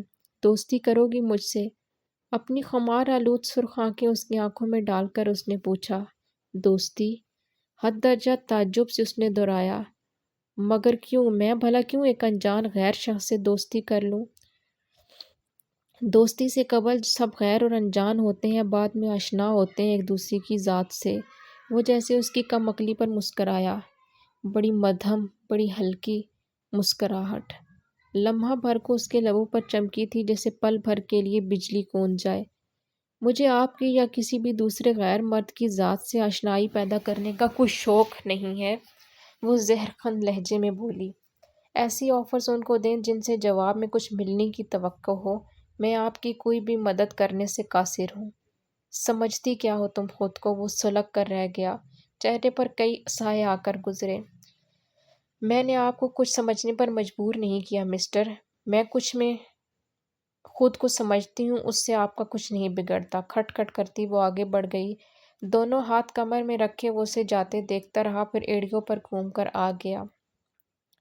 سلگتے تپتے ذہن کے ساتھ صوفے پر بیٹھا چھت پر لٹکے فانوس کو گھور رہا تھا۔ پھینچی ہوئی مٹھیاں بار بار کھلتی پھر بند ہو جاتی، سرخ ہوئی آنکھوں میں وحشت ناچ رہی تھی۔ سمجھتی کیا ہے وہ خود کو؟ کیا کیا؟ وہ تلملا کر اٹھ کھڑا ہوا، ادھر سے ادھر ٹہلنے لگا، لیکن آگ تھی کہ مزید سلگتی چلی جا رہی تھی۔ دھواں تھا کہ حلق تک آ رہا تھا، دم گھونٹ رہا تھا۔ مکرم علی کی ہمراہی میں اندر آتے فہد کو وہ ایک بھوکے شیر کی مانند لگا، انتہائی غصے کی حالت میں پنجرے میں چکرا رہا تھا۔ مکرم علی اس کو چھوڑ کر الٹے قدموں لوٹ گیا۔ عالم یار کیا ہوا ہے؟ وہ آگے بڑھا۔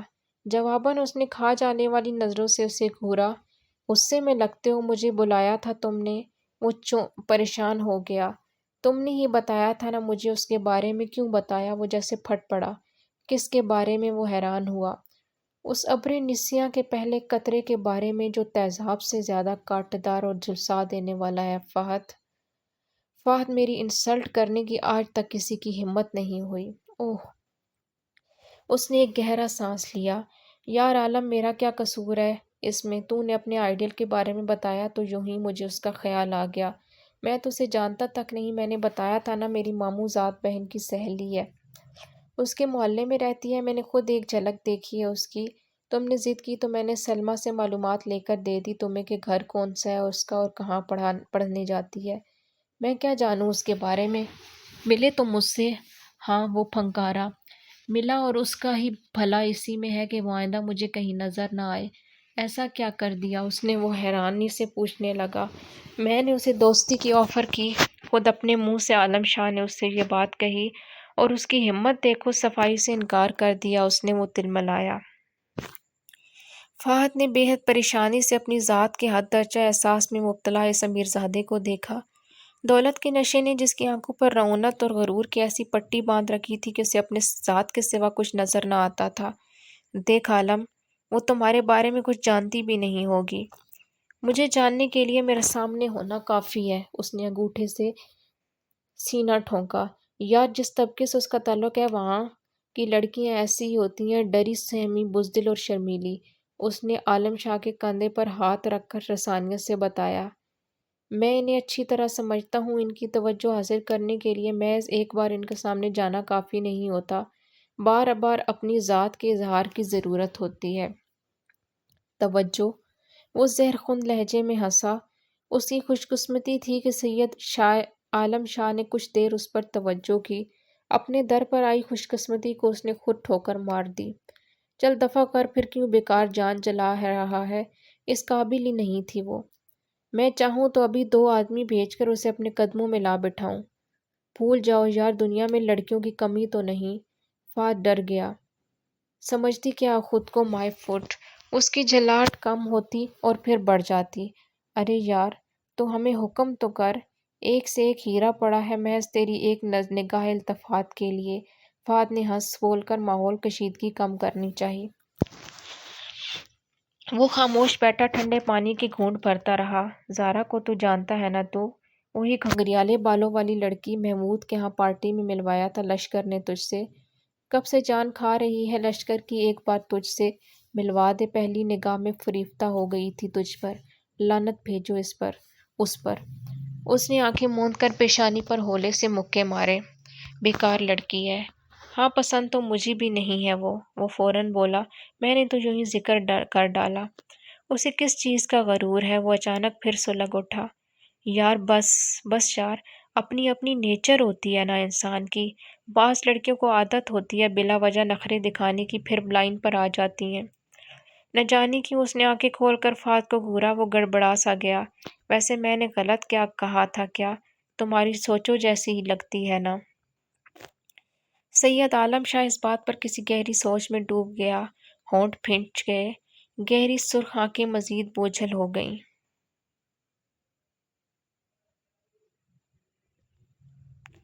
سامنے بکھرے کاغذات کو اس نے بے دلی سے سمیٹا اور فائل میں قید کر کے صوفے کی پشت سے ٹیک لگا لی۔ کھلے بالوں میں ہولے ہولے انگلیاں چلاتے وہ کسی گہری سوچ میں ڈوب گیا۔ کڑھائی کرتی محجبین نے کوئی 10ویں مرتبہ اس کا بغور جائزہ لیا۔ وہ پریشان سی لگ رہی تھی، کھوئی سی۔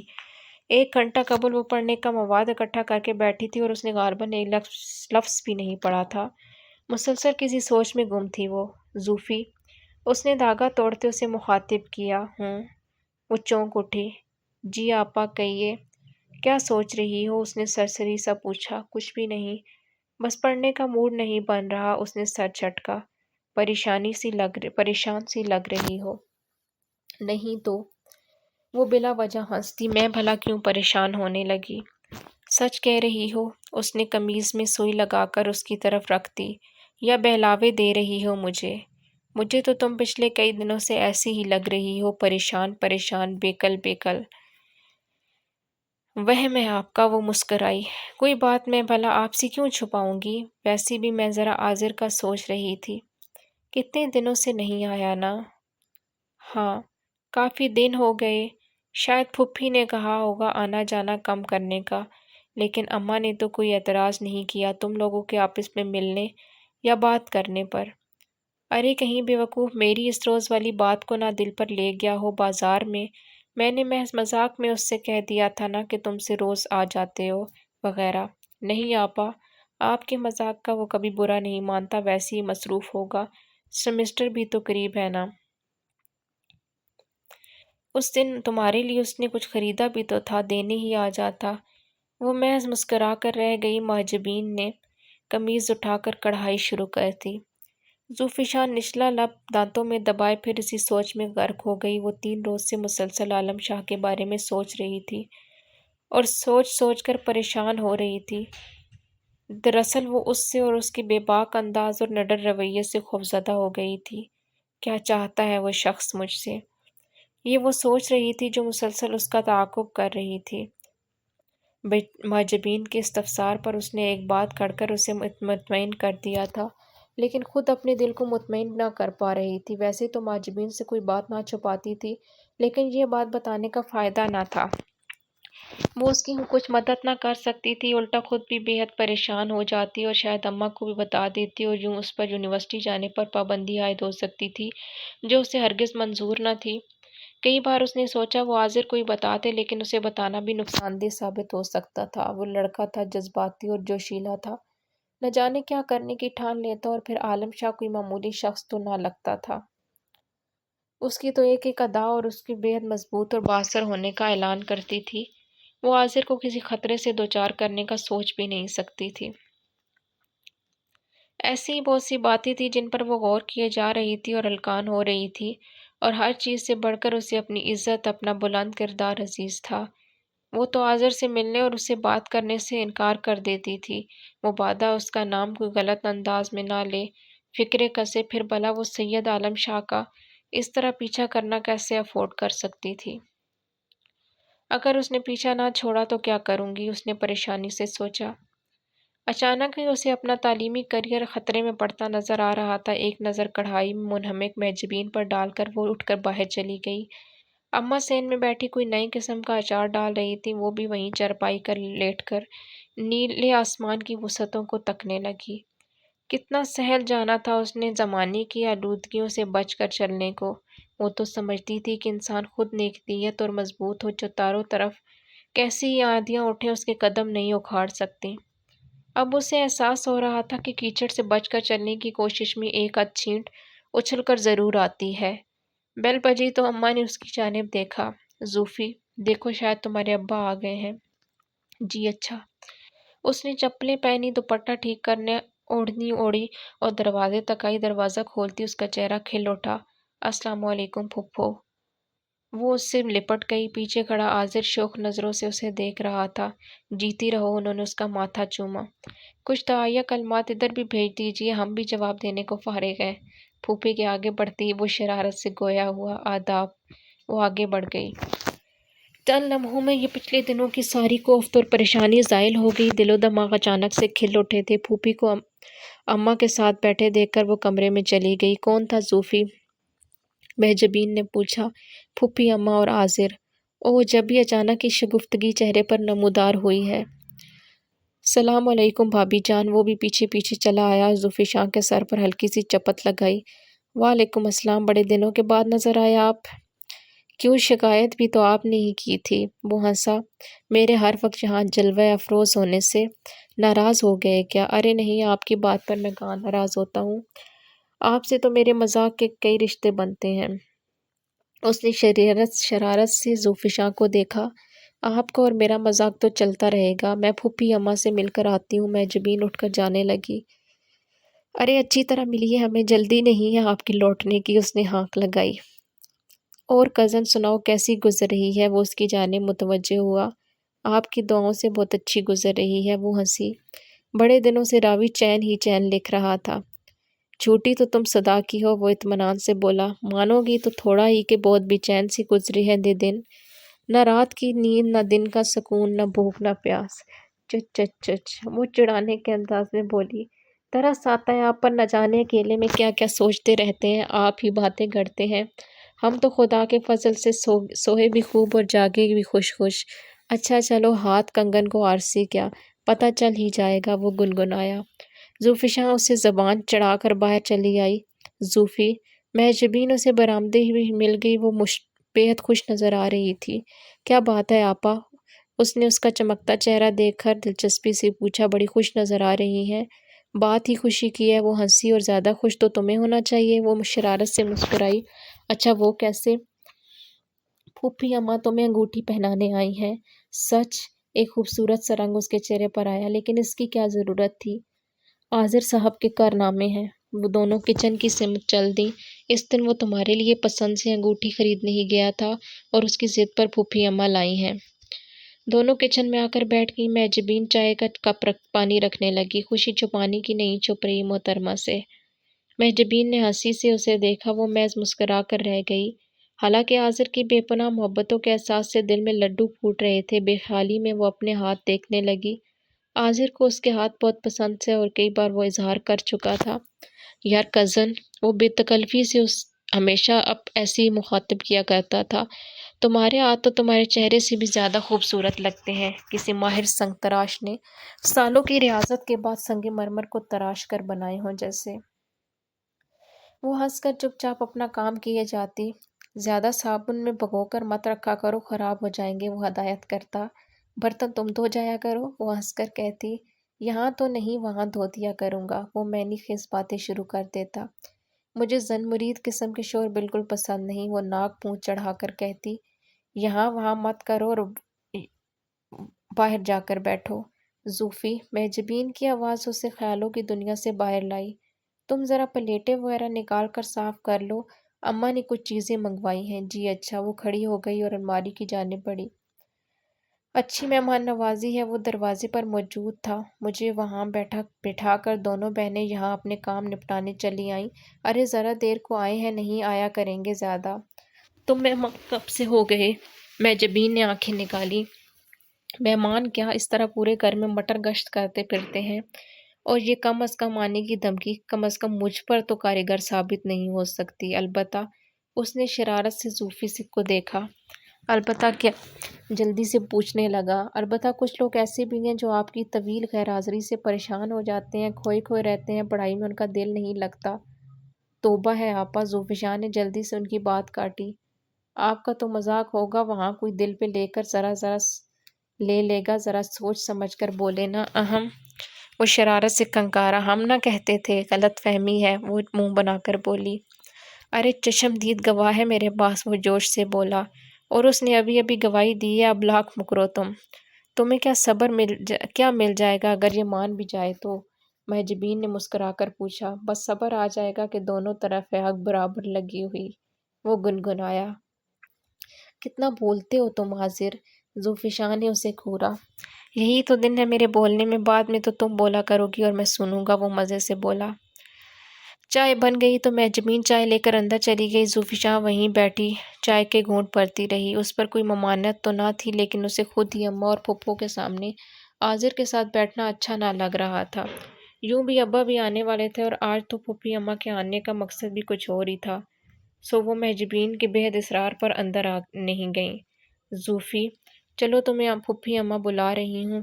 ہے محجبین مسکراتی ہوئی اندر آئی۔ کیوں؟ ارے کیوں کیا، معلوم تو ہے تمہیں انگوٹھی پہنائیں گی، اور کیوں؟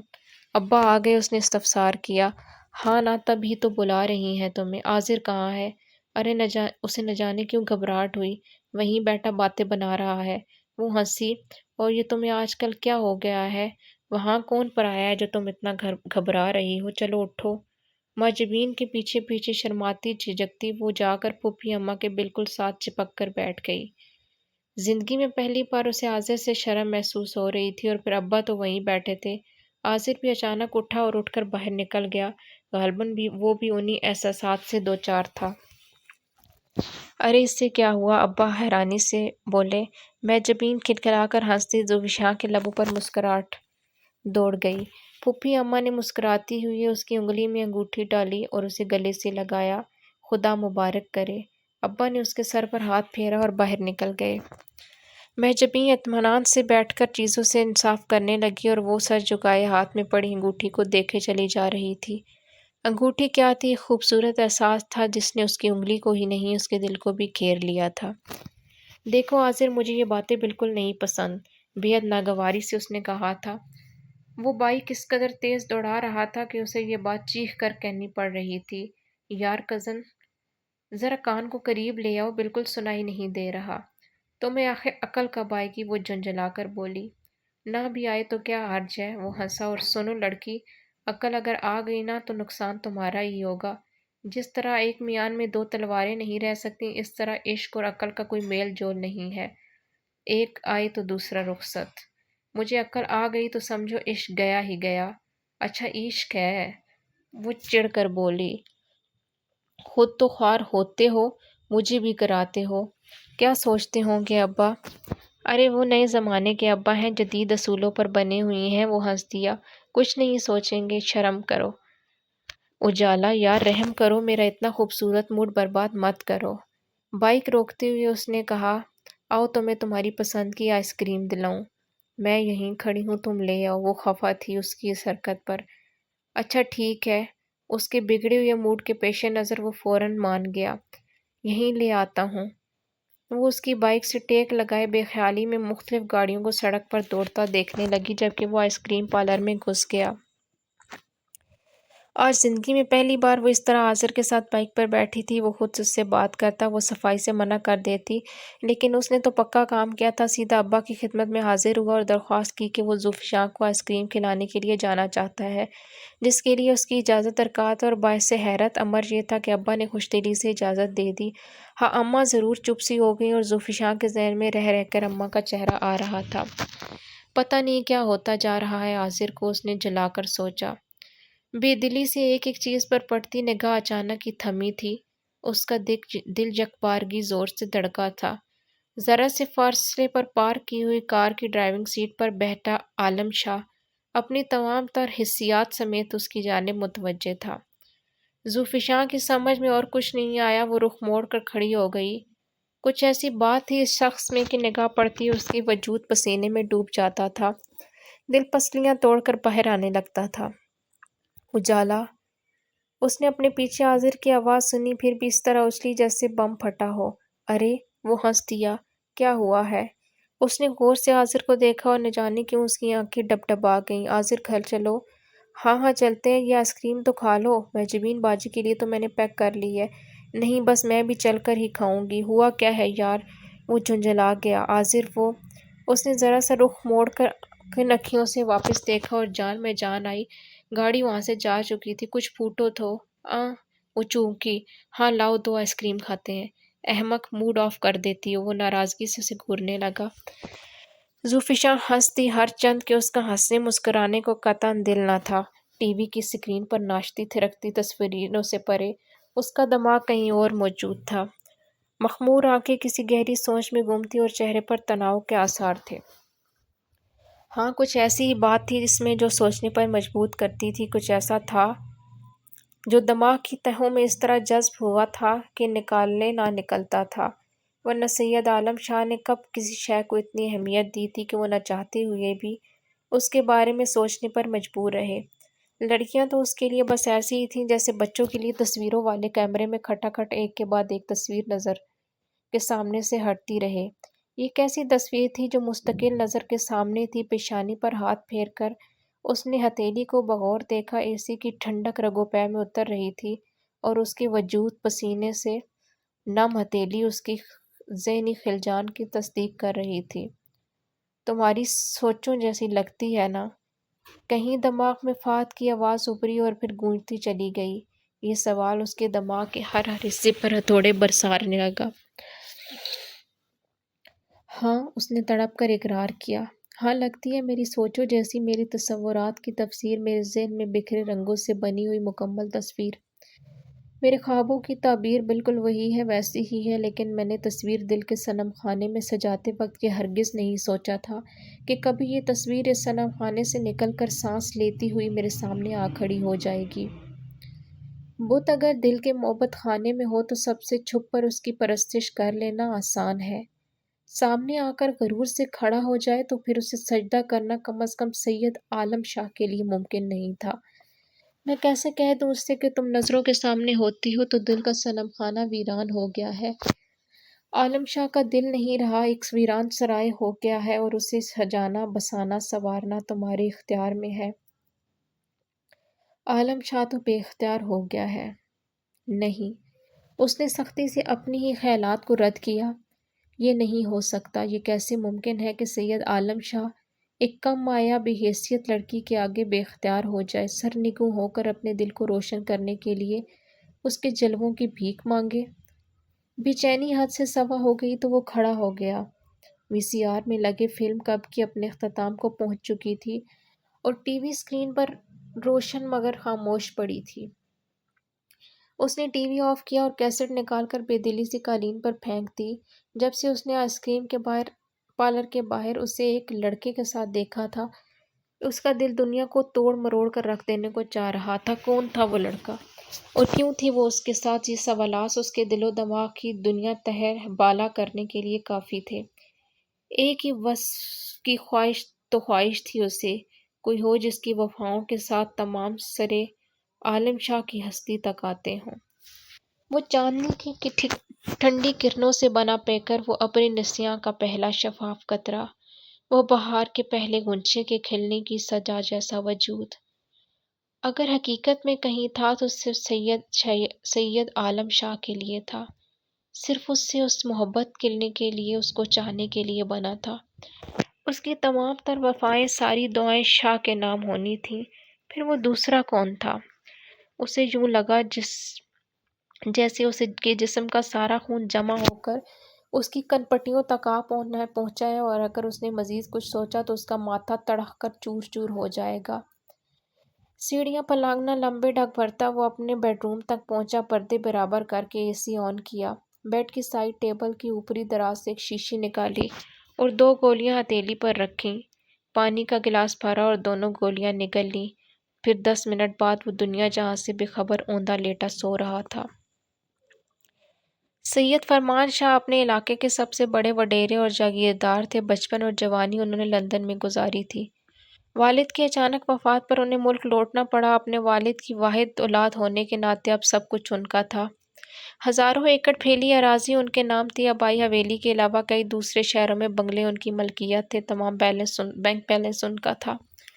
باہر کی تہذیب کے دلدادہ عیش پرست فرمان شاہ کے لیے کوئی کمی تو پہلے ہی نہ تھی، لیکن اب تو ان پر جیسے جنت کے دروازے کھل گئے تھے۔ تعلیم حاصل کرنے کے بہانے وہ لندن میں جو عیاشیاں کرتے تھے، باپ کے خوف سے انہیں پس پردہ رکھنے کے جتن بھی کرنے پڑتے تھے، لیکن اب تو انہیں کوئی پوچھنے والا نہ تھا۔ تمام کام اور جائیداد کے انتظام مختلف لوگوں کے سپرد کر کے وہ خود ہمہ وقت عیش پرستی میں گم رہتے۔ محفلیں سجی رہتی، مہمان گھر میں بھرے رہتے۔ مینا بیگم سے انہوں نے شادی کی تو کسی کو تعجب نہ ہوا۔ مینا بیگم طوائف زادی تھیں، لیکن بے حد قائیاں اور ہوشیار تھیں۔ سید فرمان شاہ کو انہوں نے اس طرح گھیرا کہ ان کے بچنے نکلنے کا کوئی رستہ ہی نہ تھا۔ انہوں نے خاندانی قدروں کو پامال کرتے ہوئے انہیں حویلی کی رانی بنا دیا۔ سید عالم شاہ مینا بیگم کی ہی اولاد تھا۔ اس کی پیدائش کے 1.5 سال بعد فرمان شاہ ایک کار ایکسیڈنٹ میں دونوں ٹانگوں سے محروم ہو گئے۔ مینا بیگم پہلے جو بھی تھیں، جیسی بھی تھیں، فرمان شاہ سے شادی کے بعد انہیں خود میں بہت سی تبدیلیاں لانی پڑی تھیں۔ ایک گھریلو خاتون بن کر رہنے کے لیے اسے اپنے اندر سے ہمہ وقت ایک جنگ لڑنی پڑی تھی۔ فرمان شاہ کے ایکسیڈنٹ کے بعد انہیں مزید خود پر اختیار نہ رہا، انہوں نے ہمت ہار دی۔ وہ جوان تھی، خوبصورت تھی، انہیں اس وقت کئی دل، کئی دھڑکنیں، کئی آنکھیں ان کے لیے بچھی ہوئی تھیں، ان کی منتظر تھی۔ سو ایک دن حویلی کے مکینوں کو علم ہوا کہ مینا بیگم رات کے کسی پہر 1.5 سالہ بچے اور اپاہج شوہر کو چھوڑ کر ہمیشہ کے لیے کہیں چلی گئی تھی نہ آخر کو طوائف۔ فرمان شاہ نے تلخ لہجے میں صرف اتنا کہا تھا، گھر اسے راس نہیں آیا۔ پھر مختلف آیوں کے ہاتھوں پلتے عالم شاہ نے کئی بار یہ بات سنی کہ اس کی ماں اسے چھوڑ کر گھر سے بھاگ گئی تھی۔ وہ 16 برس کا ہوا تو سید فرمان شاہ نے ایک 20 سال کی لڑکی سے شادی کر لی۔ عالم شاہ کو غصہ باپ پر نہیں تھا، اس لڑکی پر آیا جس نے محض دولت کی خاطر خود کو قربان کر دیا۔ عورت ذات سے اسے چڑ ہو گئی، ہر لڑکی، ہر عورت کو وہ تحقیر بھری نگاہوں سے دیکھتا تھا۔ سید فرمان شاہ نے اسے بھی حصول علم کے لیے باہر بھیجا تھا، لیکن وہ تعلیم مکمل کرتے ہی لوٹ آیا۔ وہ گرم ابلتے خون کا مالک تھا، اسے سرد موسم اور سرد مزاج راس نہ آتے تھے۔ واپس لوٹ کر اسے علم ہوا کہ اس کی سوتیلی ماں بھی اس کے باپ کو اکیلا چھوڑ کر کب کی آزاد فضاؤں میں واپس لوٹ چکی تھی نہ آخر کو ایک عورت، بے وفائی کا سنبل۔ تب اس نے ملنے والی ہر عورت کو مسترد کر دیا، نظر آنے والی ہر لڑکی کو ریجیکٹ کرتا گیا، خواہ پہلی نظر میں، خواہ چوتھی پانچویں ملاقات کے بعد۔ لیکن اس بات کا اسے علم نہ ہوا کہ سب سے چھپ کر کب ایک خیالی پیکر اس نے تراش لیا۔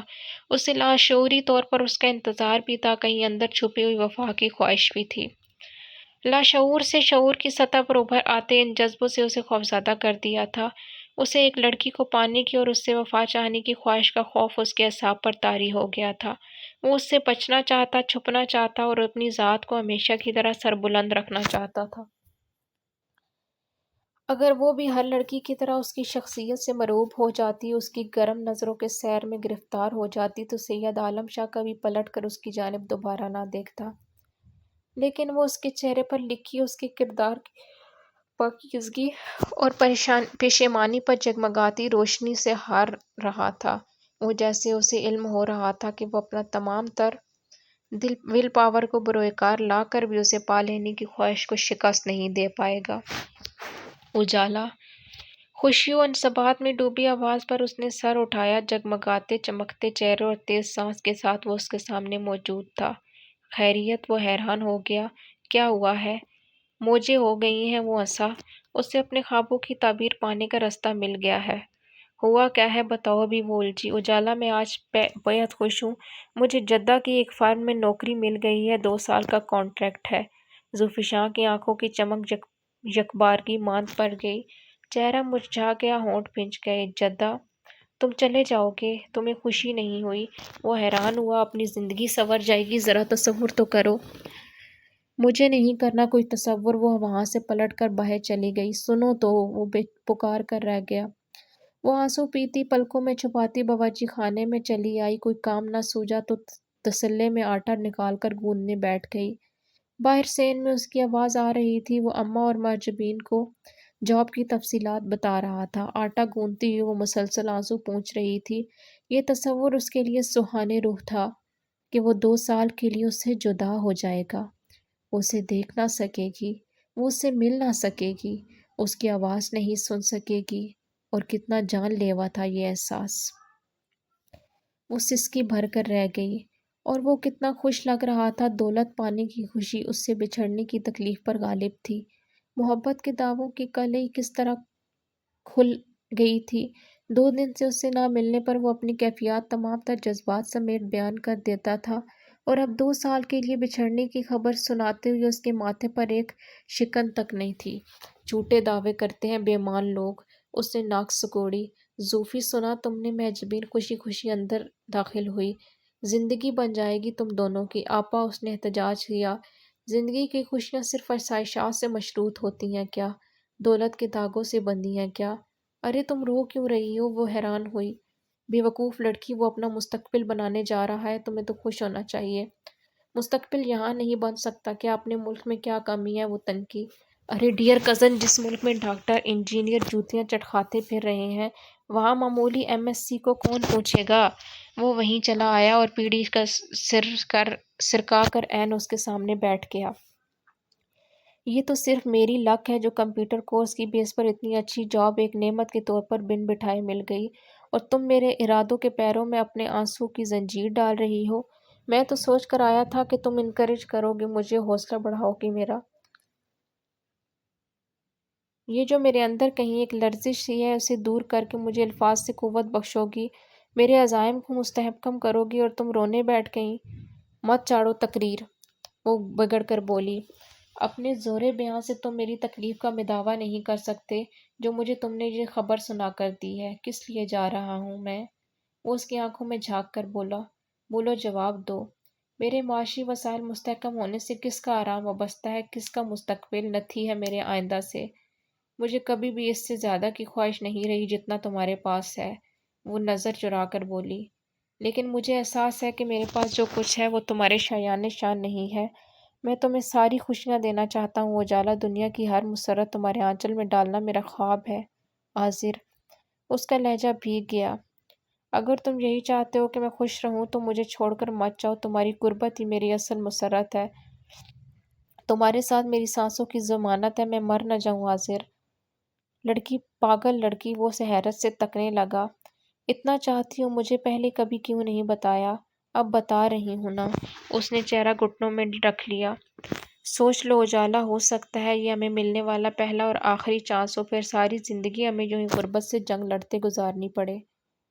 تم میرے ساتھ ہو تو میں ساری دنیا سے لڑ سکتی ہوں، اور جس طرح سے میں ابھی رہتی ہوں اس طرح سے ہماری زندگی گزار دینے پر مجھے اعتراض نہیں۔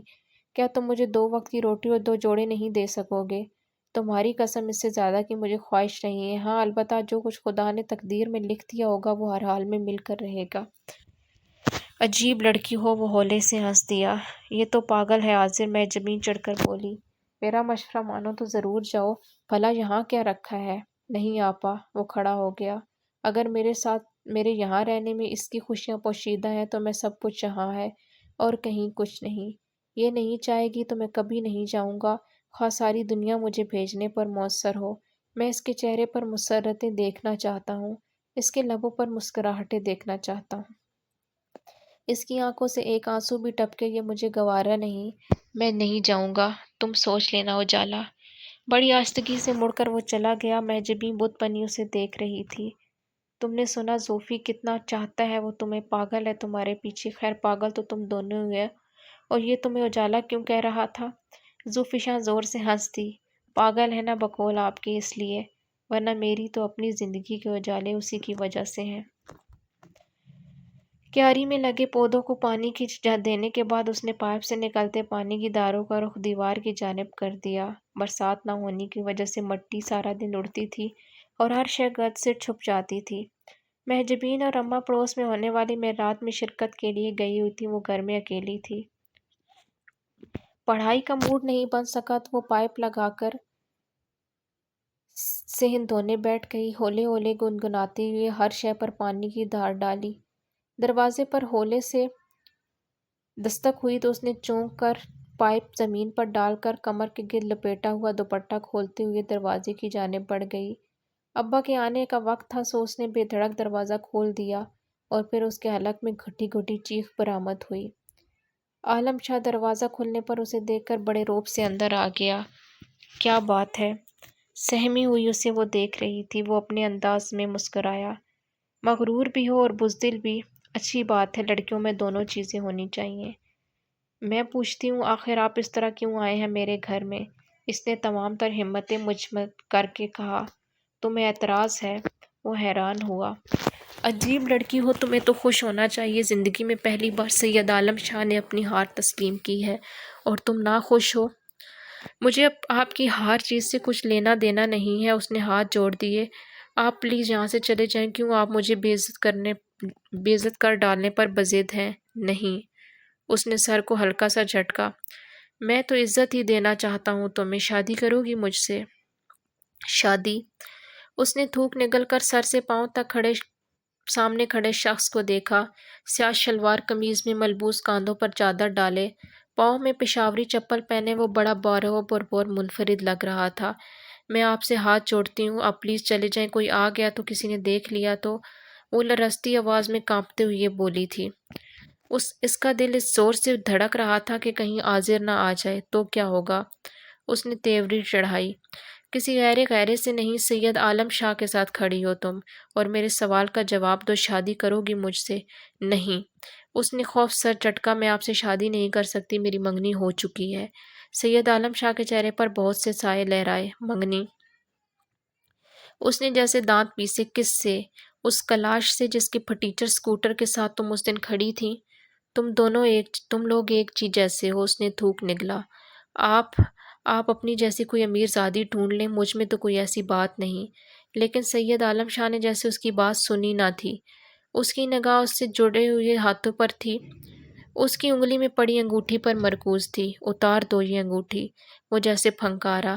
نہیں۔ وہ سر ہٹا کر نفی میں ہلا کر پیچھے ہٹی۔ وہ آگے بڑھا اور اس کا ہاتھ پکڑا۔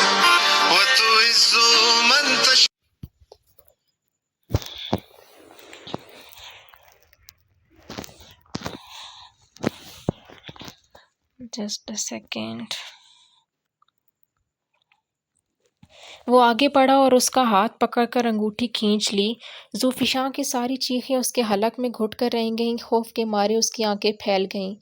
دیوار سے سر لگائے وہ وحشت سے اس کی جانب دیکھ رہی تھی جو اس کے بے حد قریب کھڑا تھا۔ بہت خوبصورت ہو۔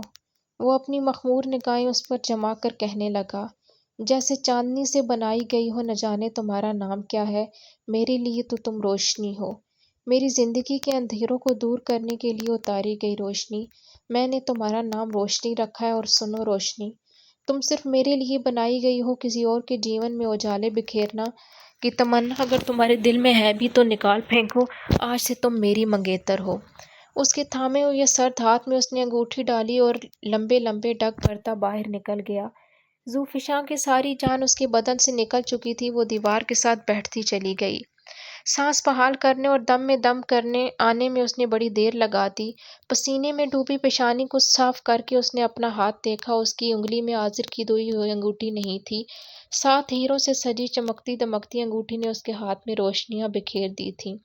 سنگ مرمر سے تراشا ہوا ہاتھ جیسے بڑا قیمتی، بڑا منور ہو گیا تھا۔ اس نے دیوانوں کی طرح ادھر ادھر نگاہ دوڑائی۔ کیاری کے قریب پائپ سے نکلتے پانی میں بھیگتی اسے اپنی انگوٹھی نظر آ گئی۔ دوڑ کر وہ اس تک پہنچی اور دوزانوں بیٹھ کر اسے اٹھایا۔ پتہ نہیں سید عالم شاہ کی پہنائی ہوئی انگوٹھی کی کتنی قیمت تھی اور عازر کی خریدی ہوئی انگوٹھی کی قیمت کیا تھی۔ اسے تو بس اتنا علم تھا کہ وہ اس کے ہونٹ عازر کی انگوٹھی پر سب تھے اور وہ باروں قطار رو رہی تھی۔ ہر کسی نے پوچھ کر دیکھ لیا، ہر طریقہ آزما لیا، مگر اس کی چپ نہیں تھی کہ ٹوٹنے کا نام نہیں لے رہی تھی۔ ایک ہی دن میں اس کا چہرہ مرجھا کر رہ گیا تھا، پیلا ہو گیا تھا، آنکھیں تھوڑی تھوڑی ہو کر دیر بعد گیلی ہو جاتی تھیں۔ ایک خوف تھا جو اس کی رگوں میں سرایت کر گیا تھا، ایک وہم تھا جو اس کے دل میں گھر کر گیا تھا۔ جو کچھ عالم شاہ چاہتا ہے، اگر ایسا ہو گیا تو… اس سے آگے وہ کچھ سوچ ہی نہ پاتی تھی، بس آنکھیں ڈبڈبا جاتی تھیں۔ عالم شاہ کی پہنائی ہوئی انگوٹھی الماری کی دراز میں مقید کر کے اس نے ہاتھ میں دوبارہ پہلے والی انگوٹھی ڈال لی تھی، لیکن دل کہتا تھا کہ اب وہ پہلی والی بات نہیں۔ پہلے وہ صرف ایک انگوٹھی نہ تھی، عازر کے جذبات کی ترجمان تھی، اس کی چاہتوں کی زبان تھی، لیکن اب یوں لگتا تھا جیسے وہ بولتی، بات کرتی انگوٹھی خاموش ہو گئی تھی، بے جان تھی، اور دراز میں انگوٹھی ہنس رہی تھی، کہکے لگا رہی تھی، اپنی طاقت پر نازاں، اپنی قیمت پر مغرور۔ ذوفشاں، اب یہی طریقہ ہو گیا ہے کہ میں پڑوس میں جا کر عازر کو فون کروں اور اس سے کہوں کہ وہ آ کر تمہارا بوتھا درست کرے۔ مہجبین نے اسے اسی حالت میں مجسم دیکھ کر چڑھ کر کہا، آپا پلیز۔ وہ چونک کر بولی، اس کی بھیگی آواز تھی، آپ کو میری قسم، آپ عازر سے کچھ نہیں کہیں گی؟ پھر بتاؤ سچ سچ کیا بات ہوئی تھی؟ جس وقت ہم میلاد میں گئے تھے تم بالکل ٹھیک تھی، ہنس بول رہی تھی، اور جب ہم واپس آئے تو تمہارا یہ حال دیکھا کہ نہ بول رہی ہو نہ بات کر رہی ہو، چہرہ زرد ہے۔ آخر ہوا کیا ہے زوفی؟ وہ لب کاٹ کر رہ گئی۔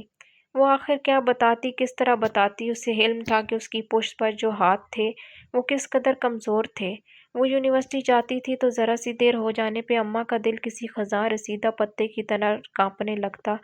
بازار سے واپسی میں تاخیر ہو جاتی تو ابا کے قدم بیٹھک سے برآمدے اور برآمدے سے صحن میں چکراتے رہتے۔ ان کے کمزور کاندھے مزید جھکے ہوئے لگنے لگتے اور چہرے کی جھریوں میں تفکرات اضافہ کر دیتے۔ وہ بھلا کیسے اتنے کمزور دلوں اور ناتواں کندھوں کو مزید کمزور اور ناتواں کر دیتی؟ عازر کا خیال دل کی تقویت ضرور دیتا تھا، لیکن عازر کو عالم شاہ کے بارے میں بتانا اسے کسی بڑے خطرے سے دوچار کرنے کے مترادف تھا۔ اس دن آئس کریم پارلر کے باہر کار میں بیٹھے عالم شاہ کی پچھلی نشست پر بیٹھے خوفناک مونچھوں والے گارڈ کی شکل اور اس کے ہاتھ میں موجود رائفل اب تک اس کے ذہن میں محفوظ تھی۔ وہ عازر کے جذباتی پن سے بھی واقف تھی۔ ان حالات میں اس کی سمجھ سے باہر تھا کہ وہ کیا کرے، کسے ہمراز بنائے، کس سے حال دل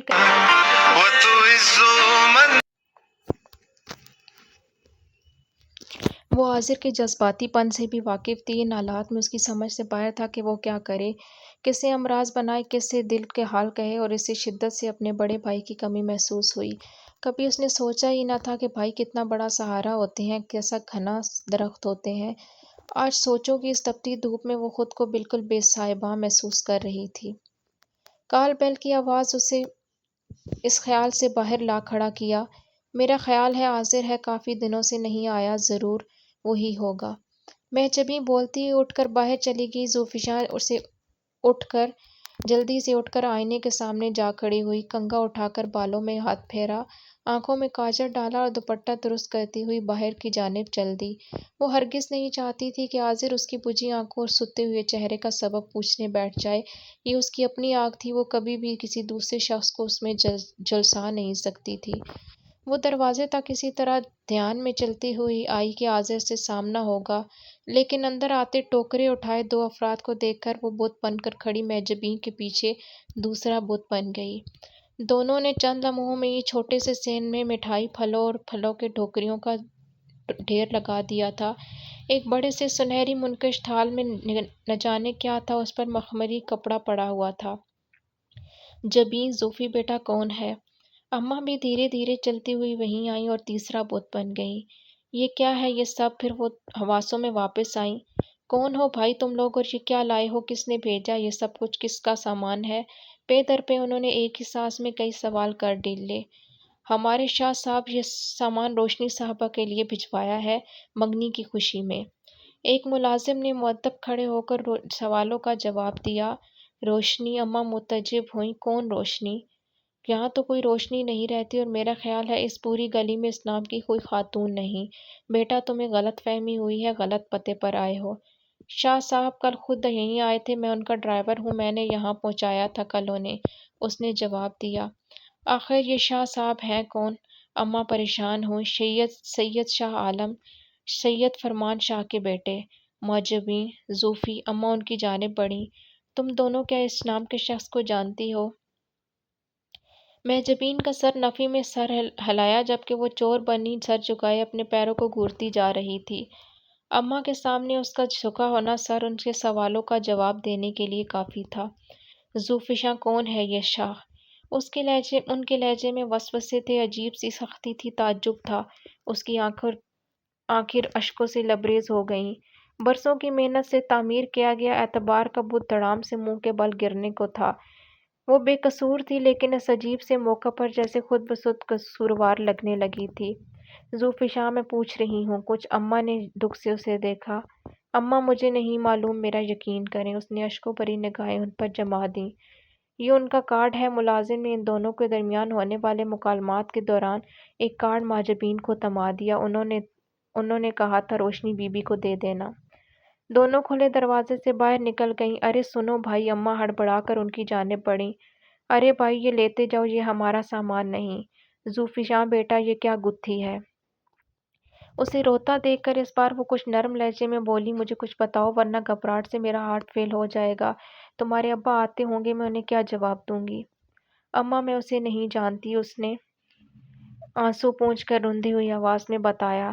2 دن اس نے میرا پیچھا کیا، کل آپ لوگوں کی غیر موجودگی میں آ کر کہہ گیا کہ میں خود کو اس کی منگیتر سمجھوں۔ ہائے اللہ! اماں نے دل تھام دیا اور وہیں بیٹھ گئیں۔ اماں اماں!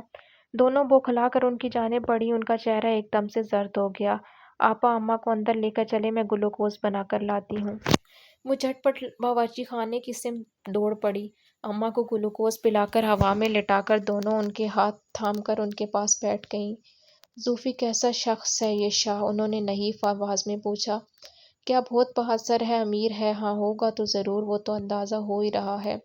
ارے بیٹا ایسے لوگ تو بہت خطرناک ہوتے ہیں، پیچھا لے لیں تو چھوڑتے نہیں، کالے سانپ کی طرح۔ تو نے کہاں سے مصیبت مول لے لی زوفی؟ اماں میں کیا کرتی؟ اس بار وہ پھر رونے لگی۔ میرا کوئی قصور نہیں اماں، میں بالکل بے قصور ہوں۔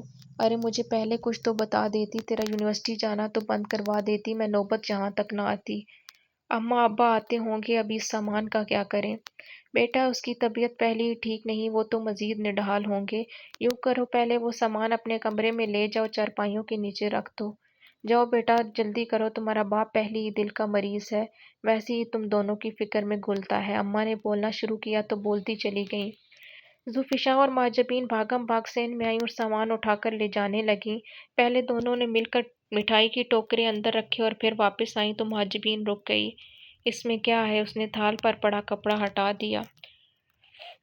دونوں کی نگاہیں خیرہ ہو گئیں۔ لشکارِ مارتا آتشی گلابی سوٹ نگاہوں کے سامنے تھا، نہایت بیش قیمت کام سے مزین سوٹ میں سے جیسے آگ کے شرارے نکل رہے تھے۔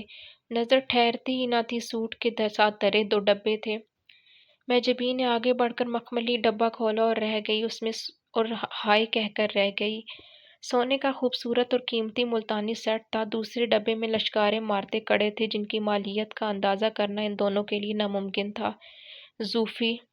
یہ معجبین کی تھر تھراتی آواز برآمد ہوئی۔ یہ کون پاگل شخص ہے؟ یہ کیا چاہتا ہے؟ ذوفشاں کے پاس اس سوال کا جواب تھا تو لیکن وہ دینے کے قابل نہ تھی۔ پھترائی ہوئی نظروں سے وہ محض کسی غیر مرئی نکتے کو گھور رہی تھی۔ چلو زوفی بیٹا جلدی کرو، ابا نہ آ جائیں۔ معجبین جلدی سے نیند سے جاگی، پھر وہ دونوں جلدی جلدی کام نپٹانے لگیں۔ ابا کی آمد سے قبل ہی دونوں نے سین صاف کر دیا۔ سارے ٹوکرے انہوں نے کمرے کی چارپائیوں کے نیچے چھپا دیے۔ کمرے کا دروازہ بند کر کے کنڈی لگا دی تاکہ پھولوں اور پھلوں کی خوشبو بھید نہ کھول دے۔ ابا کے آ جانے کے بعد بھی تینوں ماں بیٹیوں نے جذباتوں پر قابو رکھا، مبادا انہیں پریشانی کا احساس نہ ہو۔ زوفی باورچی خانے میں روٹی بیلتی مہجبین نے دھیرے سے اسے پکارا، ابھی کیا کرنا ہے؟ وہ بھی تو ہمارے اپنے ہیں، اور پھر ہم کہیں بھلا کہیں بھی کس سے، اور ہے کون ہمارا؟ اللہ ہے نا ہمارا، وہی بہتر کرے گا۔ پھر بھی زوفی وسیلہ تو ہونا چاہیے۔ اللہ کو ابا کو ہم بتائیں گے نہیں، عاذر اور عاصم کو بے خبر رکھیں، پھر بھلا ہم عورتیں کیا کریں گی، ہم کیا کر سکتے ہیں؟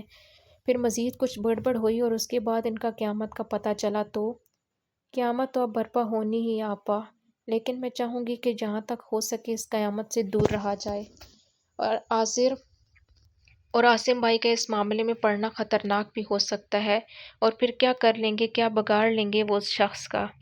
پھر اب کیا ہوگا؟ وہ فکر مندی سے بولی، خدا بہتر کرے گا۔ وہ ملازم آپ کو کارڈ دے رہا تھا نا؟ ہاں ہے میرے پاس، کیوں؟ مجھے دے دیجیے۔ وہ سوچ میں گم تھی۔ کیوں؟ وہ چوکی تم کیا کرو گی؟ ان کی چیزیں واپس بھجواؤں گی۔ وہ آہستگی سے اٹھی اور باہر نکل کر صحن میں بچھی چارپائی پر لیٹ گئی۔ انگلیوں کے درمیان کپ کپاتے لرزتے کارڈ پر اس نے ایک نگاہ ڈال کر سامنے کھڑی بلند پرشکوہ عمارت کو دیکھا۔ کارڈ پر سید عالم شاہ کے نام کے نیچے اس عمارت کا پتہ درج تھا۔ چادر کو سر پر درست کرتی وہ آگے بڑھی۔ گھر سے نکلی تھی تو دل میں نفرت اور غصے کا ایک سمندر سا موجزن تھا، جس میں سارا راستہ وہ ڈوبتی اور ابھرتی رہی تھی، اور اسی لیے اس خوف کا احساس نہ کر پائی تھی کہ اس سمندر کی تہوں میں کہیں تھا، مگر تھا ضرور۔ تبھی تو یہاں پہنچ کر اچانک سے ہی وہ اودھ کر آیا تھا۔ اس کا پورا وجود اس خوف کے تلے دب گیا تھا۔ دل اس پوری طرح سے دھڑکنے لگا کہ اس نے کئی بار سوچا واپس لوٹ جائے، لیکن دماغ کہتا تھا کہ فیصلہ ابھی ہو جائے تو اچھا ہے۔ آج اگر وہ واپس لوٹ گئی تو عالم شاہ کے بڑھتے قدم کبھی نہیں رکیں گے۔ لبوں پر زبان پھیر پر وہ آگے بڑھی اور کال بیل کا بٹن پش کیا۔ چند لمحے مکمل سناٹا چھایا رہا۔ آس پاس بھی دور دور تک ہو کا عالم تھا۔ دور دور بنے تمام مکان اسی طرح خاموش تھے جیسے اس میں کوئی زیرو نہ بستا ہو۔ جی بی بی کیا کام ہے؟ اس آواز پر وہ بری طرح چونکی کیونکہ گیٹ نہیں کھلا تھا۔ اس نے ہڑبڑا کر دیکھا، جہاں سے آواز آئی تھی گیٹ کے دائیں جانب بنی چھوٹی سی کھڑکی کھلی تھی، اور اس میں سے ایک خاصا خوفناک شخص جھانک رہا تھا۔ بڑی بڑی مونچھوں سے اس کے چہرے کا تاثر مزید بھیانک ہو رہا تھا۔ سرخ آنکھیں بڑی بے رحمی سے اس پر مرکوز تھیں۔ اس نے گلا کھنکار کر صاف کیا، مجھے سید عالم شاہ سے ملنا ہے، یہ ان کا کارڈ ہے۔ اس نے کارڈ اس کی جانب بڑھایا تو اس نے نظر انداز کر دیا۔ آپ کا نام؟ میرا نام؟ ان سے کہنا، وہ الجھ کر رہ گئی، ان سے کہنا وہ آئی ہیں جنہیں آپ روشنی کہتے ہیں۔ کھڑکی کا تخت کھٹ سے واپس گرا۔ چند لمحوں بعد گیٹ کھل گیا۔ آئیے بی بی جی۔ ایک باورچی ملازم بڑے عزت و احترام کے ساتھ مخاطب تھا۔ سہمی ہوئی اور پھر تھوڑی دیر کے لیے بھول گئی کہ وہ کہاں کھڑی تھی۔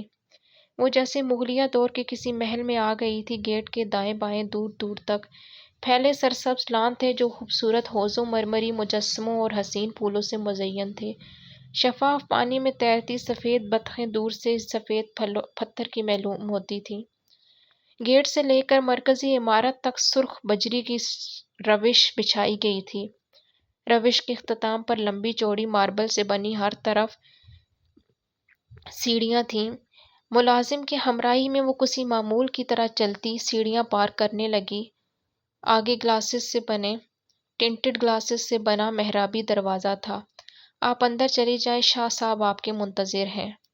ملازم نے دروازہ کھول کر اسے جانے کا اشارہ کیا۔ ذوالفشاں نے ایک بار سیڑھیوں کے کناروں پر ایستادہ سنگ مرمر کے ستونوں سے لپٹی سرسبز بیلوں کو اور نیچے پھیلے لان کو منظر کو دیکھا اور اندر داخل ہوئی۔ دروازہ اس کے پیچھے بے آواز بند ہو گیا۔ اندر بڑے ہال میں اے سی کی خنکی اور نیم تاریکی محسوس ہوئی۔ ذوالفشاں نے خشک ہوتے لبوں پر زبان پھیری اور آنکھیں بار بار جھپک کر تحدِ نظر دیکھا۔ کارپیٹ ہال کے سامنے عین وسط میں اوپر جاتی سیڑھیاں تھیں۔ میرون کارپیٹ سے ڈھکی سیڑھیوں پر سے ہوتی ہوئی اس کی نگاہ سب سے پہلے اوپری سیڑھی پر کھڑے سید عالم شاہ پر جا رکی۔ دونوں ہاتھ کمر پر رکھے، ٹانگیں قدرے پھیلائے وہ بڑی شان سے کھڑا تھا۔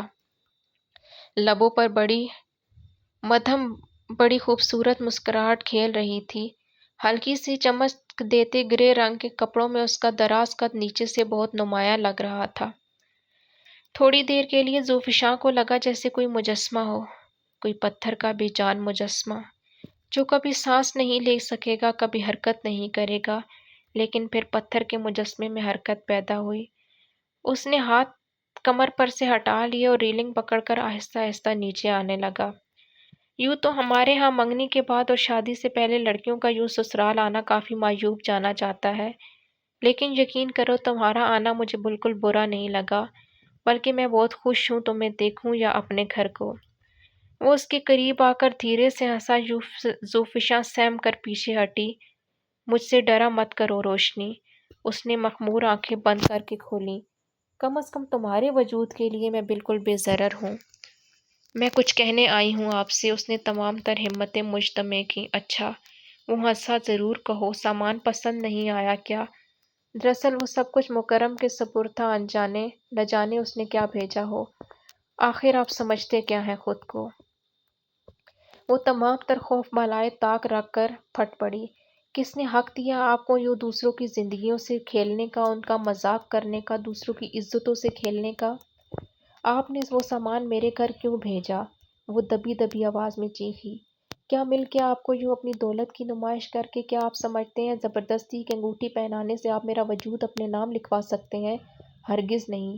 میں تھوکتی ہوں آپ کی دولت پر۔ ہاتھ میں تھامی انگوٹھی اس نے سید عالم شاہ کے سامنے دھری شیشے کی میز پر پھینکی۔ میری منگنی ہو چکی ہے اور میں کسی اور کی امانت ہوں سید عالم شاہ۔ آپ میری قیمت لگانے کا کوئی اختیار، کوئی حق نہیں رکھتے۔ وہ اسی طرح بیٹھا یکٹک اسے دیکھتا رہا، یوں جیسے اس کے سامنے کوئی تماشا ہو رہا ہو جسے نہ تو وہ پسند کر رہا ہو اور نہ ہی ناپسند، بس دیکھ رہا ہو۔ آپ کا باقی سامان بھی جلد ہی پہنچتا ہوگا اور برائے مہربانی اب میرا پیچھا مت کیجیے گا۔ میں ایک شریف اور عزت دار لڑکی ہوں اور اس طرح کھیلنے کو آپ کو کئی اور چیزیں یقیناً دستیاب ہو سکتی ہوں گی۔ وہ واپس جانے کو پلٹی۔ سنو، عقب میں وہ کھڑا ہو گیا۔ صرف عقب اپنی کہو گی، سنو گی نہیں کچھ؟ کہیے۔ وہ مڑی نہیں، اسی طرح اس کی جانب پشت کیے بولی۔ مضبوط قدم رکھتا وہ اس کے سامنے آ کھڑا ہوا۔ غور سے دیکھو مجھے سر سے پاؤں تک، پھر اس گھر کو، ایک ایک چیز پر غور کرو اور پھر بتاؤ مجھے کہاں کمی ہے، تمہارے انکار اور اس رویے کی وجہ کہاں پیدا ہوتی ہے۔ میں وہ وجہ تو مٹا سکتا ہوں روشنی، لیکن تمہارے حصول کی خواہش نہیں، اور اب یہ خواہش بھی کہاں رہی ہے، جنون بن چکی ہے۔ میں نے کب آپ کی ذات میں نقص نکالا ہے یا آپ کی زرع و دولت کو اپنی طمع کے ترازو میں تول کر کم پایا ہے؟ ایسی تو کوئی بھی بات نہیں۔ بات تو صرف اتنی ہے کہ میں آپ کے لیے نہیں ہوں، اور یہ بات میں خود کہہ رہی ہوں۔ دل کی گہرائیوں سے کیا یہ بات کو آپ کو سمجھانے کے لیے کافی نہیں؟ ہرگز نہیں، اس کے لہجے میں صفاقی در آئی۔ میں نے تم سے کہا تھا نا کہ اگر کسی دوسرے کے جیون میں اجالے بکھیرنے کی تمنا ہے تو اسے دل سے نکال پھینکو۔ آپ خود کیوں میری تمنا اپنے دل سے نکال پھینکتے؟ وہ ایک بار پھر چیخ کر الجھ کر بولی۔ سید عالم شاہ، دل مندر ہوتا ہے، سرائے نہیں۔ اس مندر پر کوئی ایک شخص جلوہ گر ہوتا ہے صرف ایک دفعہ، اور پھر اس کا دروازہ ہمیشہ کے لیے بند ہو جاتا ہے۔ تم مجھے اس لفاظی سے قائل نہیں کر سکتی۔ اس نے پیر زور سے مارا اور پلٹ کر چند قدم دور چلا گیا۔ تم جانتی نہیں ہو کہ سید عالم شاہ نے کیا مقام دیا ہے تمہیں۔ تمہاری جگہ کوئی اور ہوتا تو مٹ چکا ہوتا اس کا وجود، یوں میرے سامنے زبان کھینچ لیتا میں اس کی، اور تم۔ وہ پلٹ کر دوبارہ اس کی طرف آیا۔ تم ٹھکرا رہی ہو اس نعمت کو، کبھی غور کیا اپنے 2 کمروں کے بوسیدہ مکان پر، جسے مقام کہنا اور اس میں رہنا تمہاری توہین ہے؟ میں تمہیں یہاں لانا چاہتا ہوں، یہاں اس محل میں، اور تم انکار کر رہی ہو۔